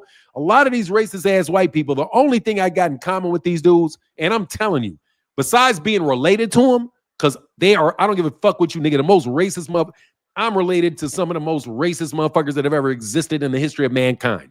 Okay, my family got broke off from that family because my family's black. So I know full well exactly how racist my European family is. They will definitely take niggas off the planet. Okay, and I mean that literally, and have done it. Great shame to my family history, by the way. However, it is what the fuck it is. So, man, I don't believe you dudes, bro. You guys are just out here trying to crumb bum off of a country that has a lot of money in it. You guys are putting on all of this fake facade between calling Turkey Al-Sheikh His Excellency and having a bunch of people standing there in turbans and trying to make him the center point of boxing. You guys are literally marketing a fat Arab dude as the center of boxing. That's how fucking desperate you guys are, because you not only lose in the ring, you're not only losing in the ring, you're also losing outside the ring. The PBC did not go broke. The PBC found another network. The PBC is definitely going to do the biggest fight this year because you guys just want to lose money. See what I'm saying? You're willing to invest your money into the downfall of American boxing. That's what Turkey Al-Sheikh and Saudi Arabia is doing. That's what they're doing to the PGA. The PGA got did you hear about Tiger Woods getting named to the head of the new rules committee for the PGA? I missed that. Watch this. They got because it's the head of the PGA named Tiger Woods the head of a committee, and it's going to reorganize the rules of golf. And it said this is not some just patchwork shit. They're going to reimagine American golf from the ground up. And they got Tiger Woods is responsible for doing that. Tiger Woods was the one that, if I recall correctly, told the Saudis fuck off. Yes, he did. Yeah, they offered him $1 billion. They offered him more money. And this is salute to anybody who's racist out there.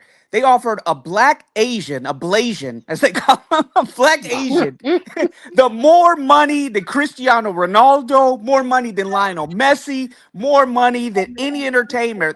Tiger Woods said no to $1 fucking billion, jabronis. So you can hate on Tiger Woods all you want, but I don't know anybody, Fanon, other than Tiger Woods and yourself and a few other people that will walk away from $1 billion. Absolutely. Man, funny thing about that, last thing before I go, because I'm on my way to this appointment, get to find out, physical therapy results and all that. But man, like Eddie Hearn, so we was talking about, all the money and everything that being wasted. Hey, for now, you seen that clip I sent you the other day when dude was talking to Eddie? He's like, yeah, what happened to like that $1 billion DAZN deal? And Eddie flat out said, he said, I took all the money.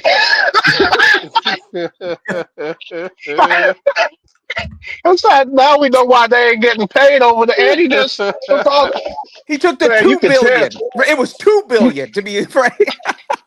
$2 Yeah, hell he no. flat out said it on the video. Like he must have forgot he was being recorded and got emotional in the heat of the moment because the conversation was getting heated. It's like, yeah, didn't you get that $1 billion disaster? I took all the money. What you talking about? Like, damn, Eddie. So them fighters better be asking for their paydays now. Man, that shit crazy. That shit crazy. But man, y'all take it easy. Enjoy your Friday and the long Yeah, weekend. man. Hey, can Y'all everybody stay give safe. Jameson, can everybody Take it please easy. give Jameson Childress a big round of applause, bro? Because seriously, dude, he gave a red super chat, a cash app, a red cash app for $100 today, bro. And Roderick Walker also said, Devin's Salute. Diddy's pacifier. I'm sorry, I missed your $5 holler, Roderick Walker. My bad, brother. Thank you. Devin's Diddy's pacifier. Anyway, thank you so much, Jameson Childress sponsored the whole live stream today, man. And Fernand, if you send me in one of the emails I send you, if you send me your address, I'll get you the gong so we can start doing the proper 10 Okay, counts. hey, watch this shit right here. I'm gonna send my address right now. Man, this motherfucker, I'm pumping out so much money. Oh God, it's crazy. I'll email you my address right now. So you won't do. I appreciate you, man.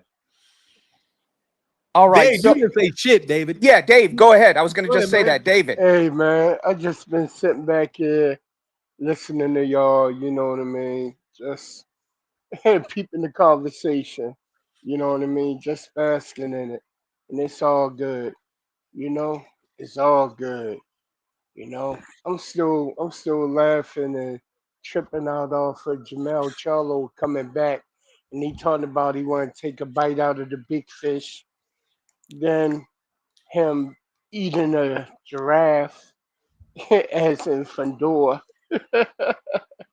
That's some funniness right there for real. But then again, I'm I'm glad and I'm happy. I can't wait for BBC to start announcing more cards, more shows, so you can start seeing more and more and more of the boxes that PBC have. And I'm glad that at least they coming back. You know what I mean? Hopefully Earl come back too. You know what I mean? I know he still got some fight in him. I'm glad he took that time off to get himself together. You know what I mean? Because when you suffer knockouts like that, you need time to recover. You know what I mean? Your brain takes a lot of damage. You know what I mean? Bouncing around in your skull. You know, especially coming up off of 2 accidents in a row. Oh man, you know. But I'm glad he coming back. You know. And I'm still laughing off of this Bud and Canelo situation with them trying to do these phony face-offs like they're about to fight. that's that's that's real funny. I was like, yeah, all right. And look at Dana acting like he in the UFC, jumping in between them, like, come on, guys, come on, come on. I was like, man, come on, man, come on. You know what I mean? This Canelo Bud fight is just horrible, horrible. The undercard is horrible, you know, and the fact that it's going on in the afternoon during the prime time college football season, that's ridiculous, man. You talking about the worst time to have any type of fight going on, all because they don't want to clash up against the UFC, you know. And I'm still sitting back and I'm looking at this TKO situation, and I'm like, people just don't understand how bad this is going to be for boxing, especially if they get to overturn the Ali Act. You know, No, they ain't doing because that. Shit's already dead, bro. Telling you, that oh, shit's dead. I'm glad, I'm glad, I'm glad, I'm Yeah, that glad to shit's see dead, it. bro. They're gonna do like they may be able to pass this revival thing that allow them to set up that will allow them to set up TKO. But oh, by the way, man, I appreciate all y'all. I think I put the I put the ads a little heavy today, man. So thank y'all for y'all patience, man. Yeah, I'm lost. What was I saying, Dave? My bad. I lost my train of thought. You said that the TKO Oh yeah, they're going to that's be able to set up. yeah, because they're not asking to overturn the Ali Act. They're trying to put a different act together that will allow them to have something called a boxing organization, and the boxing organization would have to have like insurance for fighters, do all kind of stuff that is going to wind up costing money, but and that the organization would be paying for, but the payment to the fighters is going to be less. So there's very few people other than the UFC that are going to actually be able to afford to put on that model where they're providing insurance and all of that stuff for fighters. And now that the UFC has that $7 billion a year deal, that I mean, how much focus? Yeah, how much focus are they going to put on that venture when they've got $7 billion they got to try to make, or they've got to try to make as much money out of that $7 billion as they can get? Meaning that, and if they can earn 40% on that shit, I mean, what is 40% of $7 billion, man? You know what I'm saying?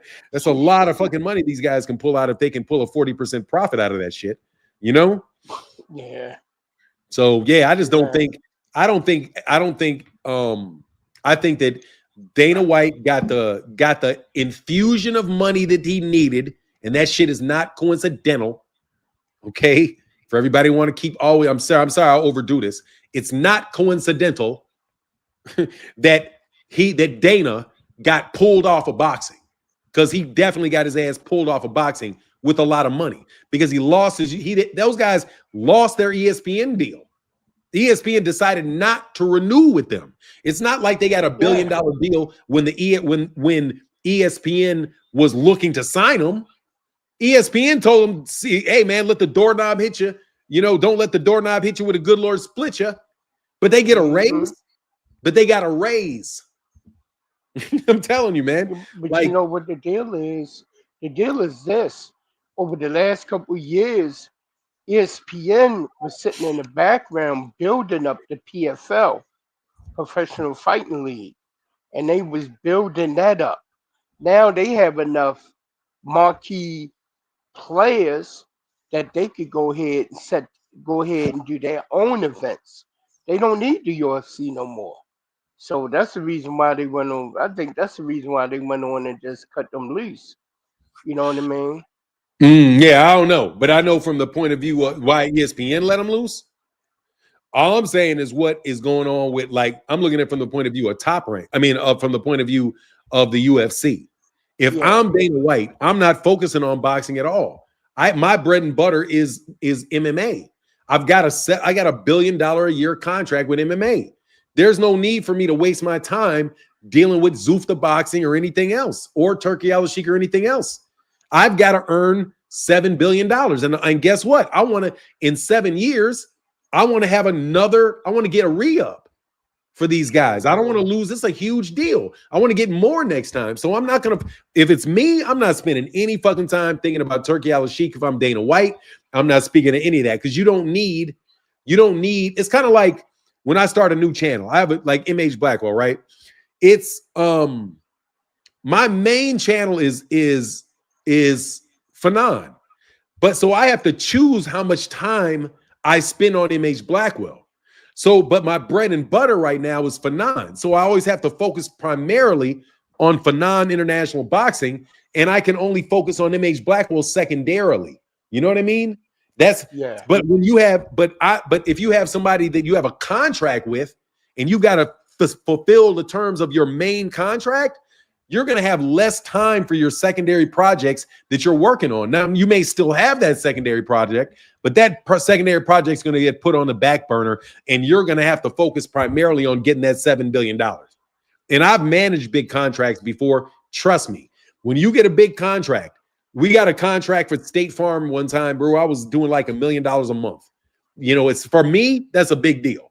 I was doing about $1 million a month from State Farm, and we had a 3-year deal. And I was like, I got to get every single solitary fucking penny of this shit. So when that 3 years is up and that option year hits, that they renew that option. Then the 5th option year comes. I got to make sure that they renew after that option, and then boom. So that's what you got to do. And if you take your eyes off the prize, I'm telling you from a big account management perspective, and that's an account. What is it? Paramount is an account for them. They've got to focus on that big account. They can't be focusing on Turkey Al-Sheikh. That shit just doesn't make sense. You gotta, and then no joke, you can lose big contracts. There's no worse feeling, bro. Trust me, than to have a customer tell you the reason that we don't want to renew this contract is because you don't want the business. I mean, what do you mean I don't want the business? You want their business. You're giving you're doing top priority with what they're doing. So I need somebody, since I'm giving you the $7 billion, that is almost so super connected, that is only focused on what I want them to do. If I pay you $7 billion, you ain't got shit else to do but get me my value for this. I gave you $7 billion. I need $10 billion worth of value out of this, right? How does he possibly have time to fuck with Turkey Al-Sheikh while Turkey Al-Sheikh will turn around at any point in time and probably try to counter program and try to compete against them? Turkey Al-Sheikh is a fucking idiot. And Dana White has said all but that. He even said that he didn't want to do Allegiant Stadium. Didn't he say that he thought Allegiant Stadium was a dumb idea? Like, but they forced so Turkey Al-Sheikh pays $1.5 million to the athletic department of the UNLV to push the fight back, to push it back. $1.5 million to the university in order to get that fight on that date. You know what that's called? Dumb planning. Terrible fucking planning. Horrible planning. Just why would you do that shit? You're taking a $1.5 million of pure profit and throwing that shit away for a fucking stadium when we can make just as much money over here in an arena. The dude doesn't make any fucking business sense. The shit's stupid. Yeah, it is. Yeah, so I don't see Turkey is not a businessman. Turkey is a would you call him an oligarch in a monarchy? like an oligarch. I would ask him, like, I think he's like more like an oligarch. What do you call that shit? When you're like, what do they call it with French royalty? The people around the French royalty. Connoisseurs or some shit like that. Yeah, I would say he's much more just part of the court. He's not an oligarch, because an oligarch is a private citizen, like what the Russians have. Yeah, where these private citizens made all this money and the collapse of Soviet, when they bought the Soviet industries for on the cheap, and then those became privatized and they made billions of dollars. Turkey's not a billionaire like an oligarch is, or like a baron like these people are. My brother's a borderline oligarch. My brother's going to be a fucking oligarch, bro. That nigga, that's my brother's fucking lifelong ambition, is to be an oligarch, bro. But yeah, that's some funny shit. Yeah, so yeah, I think he's more in the member of the court. Yeah, a member of the court. Yeah. Go ahead. I'm sorry, I couldn't know. Yeah, seriously, man, that's my brother's lifetime mission, is to be an oligarch, bro. All my brother does is really hang out with billionaires. That's all he does. He really, if he's like, my brother either talks to like he's either talking to like a governor. He only talks to governors, presidents, popes, billionaires. That's like the people that he deals with all the time. That's who he circles around with. So it's like, yeah, man, when you talk about these Russian oligarchs and Trump and all this, you really do got to be careful, man. Like, the United States really does have to be careful of that shit, because they really do. Like, the fact that Dana White could get that sweetheart $7 billion deal, to get that sweetheart deal, that tells you how powerful an oligarch is. Because but in the United States, they move money. They're not really investing the money. They have the ability to move the money. So like Rahm, I would say that you went on mute. You're on mute. Yeah, okay, thanks. Ari Emanuel is like a American oligarch.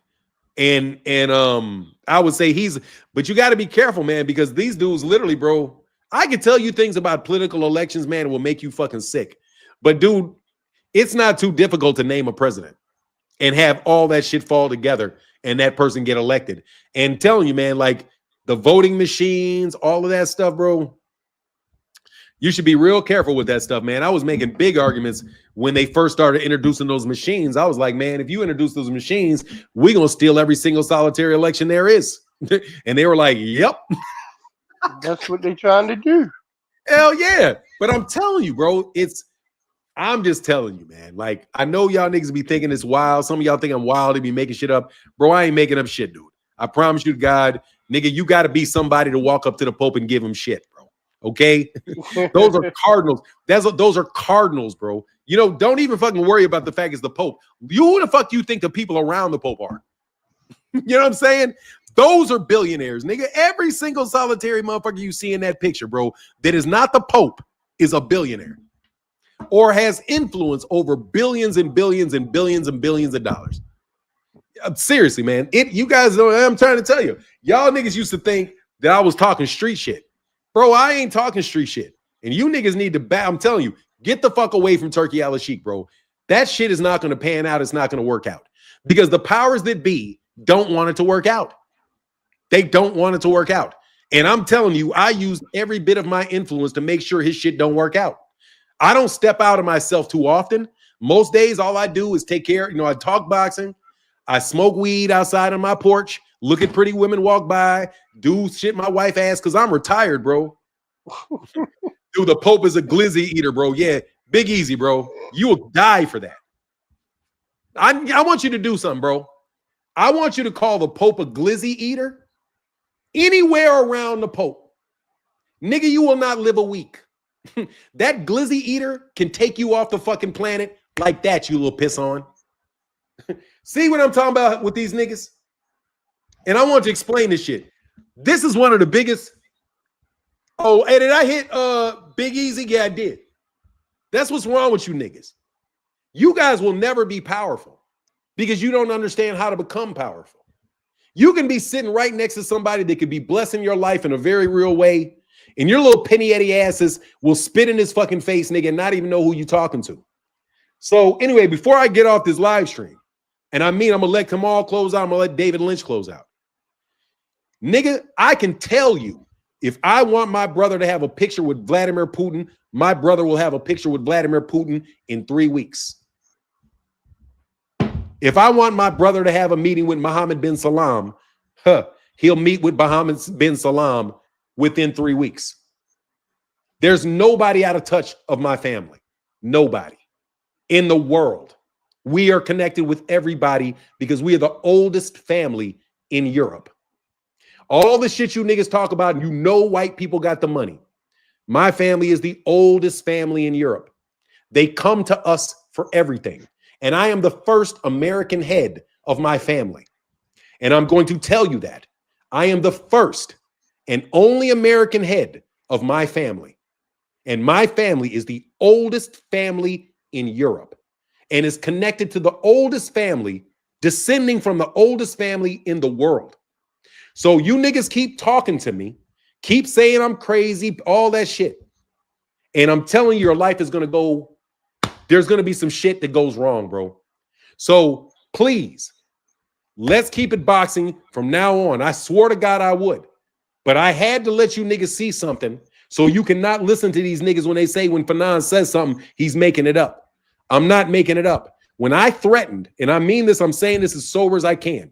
When I threatened that the next time I was going to go to Vegas, you niggas was going to be ducking, I meant that shit. I meant it to the bottom of my heart. I meant that shit. And if somebody did not tell me that that is an inappropriate thing to do, nigga, people would have ran up in Vegas. Trust me.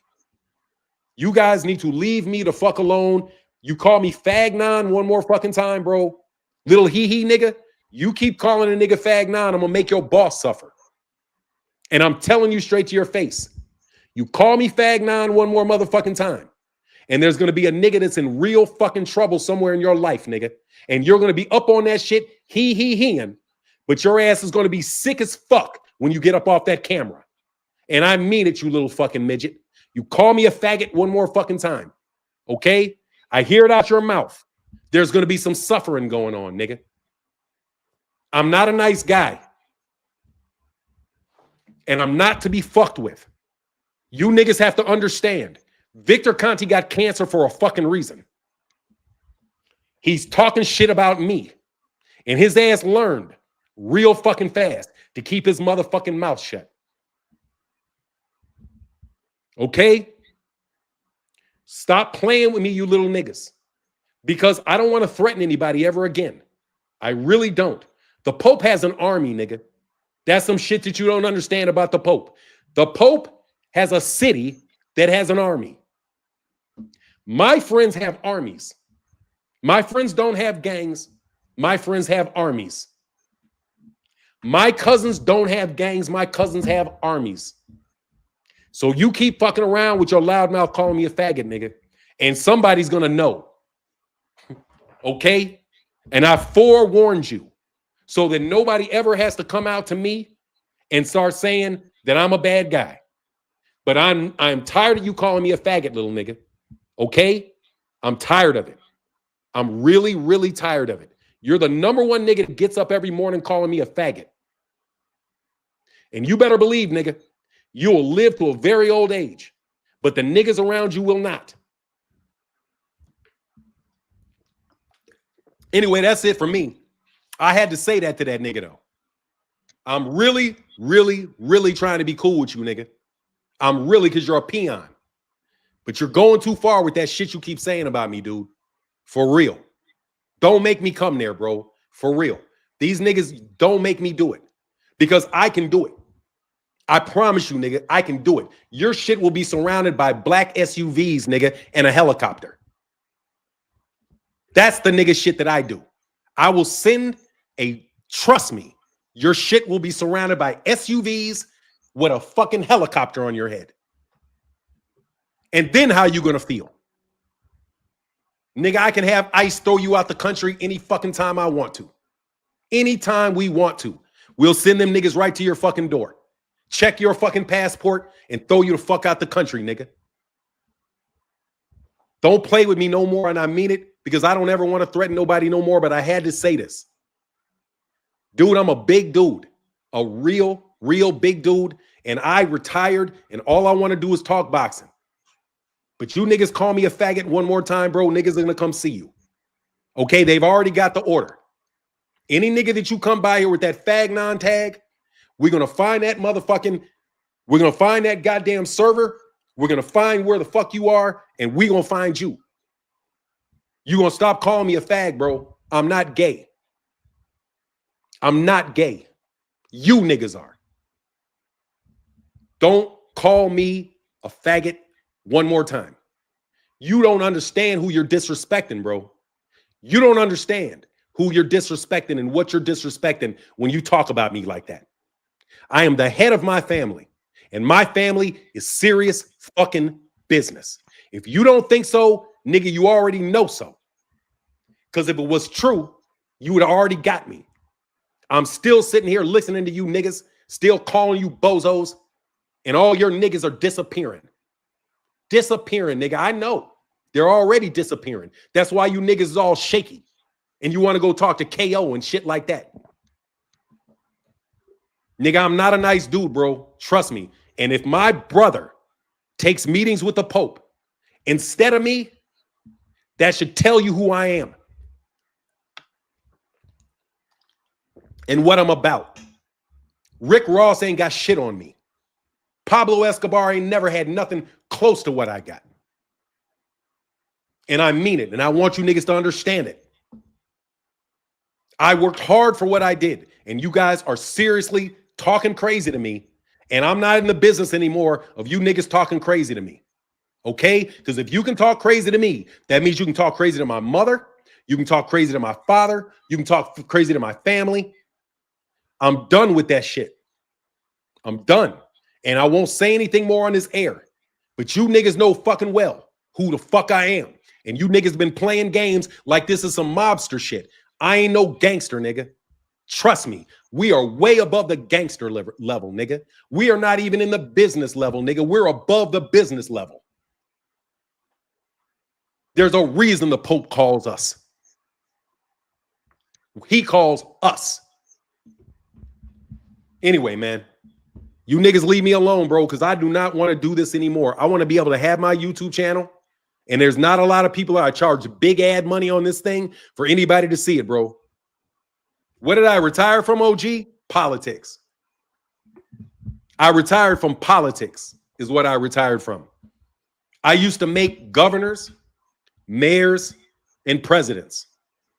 That was my job. I made governors, mayors, and presidents. And I made at least 12 mayors, 5 governors, 2 presidents. That's what I do for a living. And everybody in Chicago knows it. And everybody in business knows it, what I do. I'm the nigga you not supposed to know about. That's what I do. I'm called the plug, nigga. I'm the plug. I plug people together. If you know me, you're going to be good. That's why. That's what a head of a family is. I sit back, I chill. Everybody else does the work because I already put my work in. Thank you very much. You went on mute. My brother can go wherever he wants to go in the world and get a meeting with anybody he wants in the world because he represents our family. Google him. He works for me. Thank you very much. Anyway, yeah, I wanted to get that done, bro. I'm sorry because you guys go put up this shit about me being crazy again. I need to hear you niggas go to your videotapes, call me crazy one more time, call me a fag one more time, and you're going to see exactly what the fuck goes on. Okay? Don't keep playing with me, man. I'm not in a good mood, bro. I'm not in a good mood. I'm sick of you niggas because now that I know you know who I am, you've been calling me a faggot to my face, OBO. You knew you work for my sister. You niggas worked for my sister. I know who you are, and I fired my sister. That's why I know you niggas don't have no protection because I fired her. She's no longer in her position. So therefore, you niggas have nobody to call. That's why your whole shit's fucked up. Okay? Because I got more than just my brother. My brother's not the only person in my family. That's the one that's just on camera. The other ones, people doing the work, those are all people in my family. So I found the people in my family that you were dealing with, and I fired them. And trust me, when I say I fired them, and I fired all their people. And when I fire their people get fired. As in they ain't coming back type fired. You niggas better leave me the fuck alone, bro. And I mean this with all my heart, bro. You do not know what I am. Anyway, man, let me go, bro. Sorry about that, man. I had to snap, bro. Let me end with this, Fanon. I want to give a huge shout out to Taylor Townsend. Dealing with grace from another entitled European welfare queen in tennis at the U.S. Open. I don't know if you saw Ostapenko at classless at the net, Fanon. Oh, with my girl Taylor Townsend? Yeah, Taylor Townsend. Oh, yeah. That's what I wanted to close with. Taylor Townsend. Taylor Townsend's she from the Shy. She's from the Shy. She is a queen. She dealt with these Europeans, and I'm gonna say it, Fanon. I know your boy Joe A is gonna hate this. NATO is the biggest welfare organization in the world. You Euro bums are used to America footing your defensive spending, and that shit should be over when the Soviet Union collapsed. But it's not. And you want to complain and cry when we don't send all of our money to Ukraine, but when we ask for your help with Taiwan, you're nowhere to be found. You got back-dealing Macron backstabbing us in the back, playing footsies with Xi. So Taylor Townsend exposed another welfare European queen with the way she gracefully dealt with that bitch's classlessness by calling her uneducated and saying all those nasty things about her. Salute to Naomi Osaka. Go ahead, sorry. You know what happened? You know what that was about? Because Taylor Townsend started and warmed up at the net. Because usually what happens is you usually start from the baseline. Like the order is that you go from the baseline and then you go to the baseline. And then from there, somebody comes into the net and then you come back from the net. And then, then there's overheads. You do it in a certain way. But she felt like the crowd was cheering for Taylor Townsend because Taylor Townsend started off with at the net volleying. So it's basically an unspoken rule that she believed that Taylor Townsend broke, but it's not a rule. You can warm up however the fuck you want to warm up. And if she wants to warm up because she's coming to the net, because that's what Taylor Townsend does, she gets into the net and she got great hands, great doubles player. That's what she didn't want. That's what she didn't like. And it got inside of her head and she fucked up and whooped that. And she whooped the girl before too. So she's just sick of losing to Taylor Townsend. She is. And she's got that entitled Western European. And I'll just differentiate between the Eastern and the Western Europeans because it's Western Europe. They want America to do all the heavy lifting while we pay for their defense. We got thousands of troops over in their countries so that Russia could never invade or no other country could invade. While they spoil their people with welfare benefits and unemployment benefits. And when we tell our own people, when it comes to giving our veterans and giving other people some money, we tell them, you guys don't deserve any entitlement benefits. But we're up there providing welfare for the Europeans. And I'm exposing people like Yelena Ostapenko and these NATO welfare babies, these European welfare recipients, because NATO is the biggest. I don't care what you can bring up any other nation, any other thing. NATO is the biggest welfare recipient in the history of the world that America is doing for the Europeans. And instead of being grateful, instead of being graceful, by and large, not all, but the majority of those NATO members are entitled, spoiled princess bitches. Just like that Yelena Ostapenko. Taylor Townsend handled that with grace. Salute to her, Fanon. She's my hero of the week. Even my girl Naomi Osaka congratulated Taylor Townsend for how she handled herself and comported herself, Fanon. Naomi gave her a shout out. So salute to Taylor Townsend representing America with grace and pride, because these Europeans think that they deserve everything from us. They want to take our nickel and our dime, and we are tired of being their welfare provider. Okay, so Taylor Townsend, salute to you. And as I go, Fanon, the Dallas sports fan is down bad. Luka Doncic to the Lakers and Micah Parsons to the Packers. Let me get a 10 count. What? They What? sent him to the Packers. Yes, they sent Micah to the Packers for now. In the same damn Oh Man, I'm man. a Bears fan, and they got that. They sent. Oh, why you referring to him? Jerry Jones doesn't remember history because with my 49ers, we did that with Charles Haley. What happened to the Cowgirls? They got on us when we got rid of Charles Haley, sent him to Dallas. That Packers defense is going to be ferocious, but the Dallas sports fan is down bad, Fanon. Before I go, can I get a 10 count for the Dallas sports fans saying goodbye? I sent you that Adam Schefter tweet. If you'll put up that Adam Schefter tweet, that picture I sent you where it says Adam Schefter tweet with Luka Doncic and Micah Parsons, if you'll put that up on the screen, can I get a 10 count for the Dallas sports fan down bad?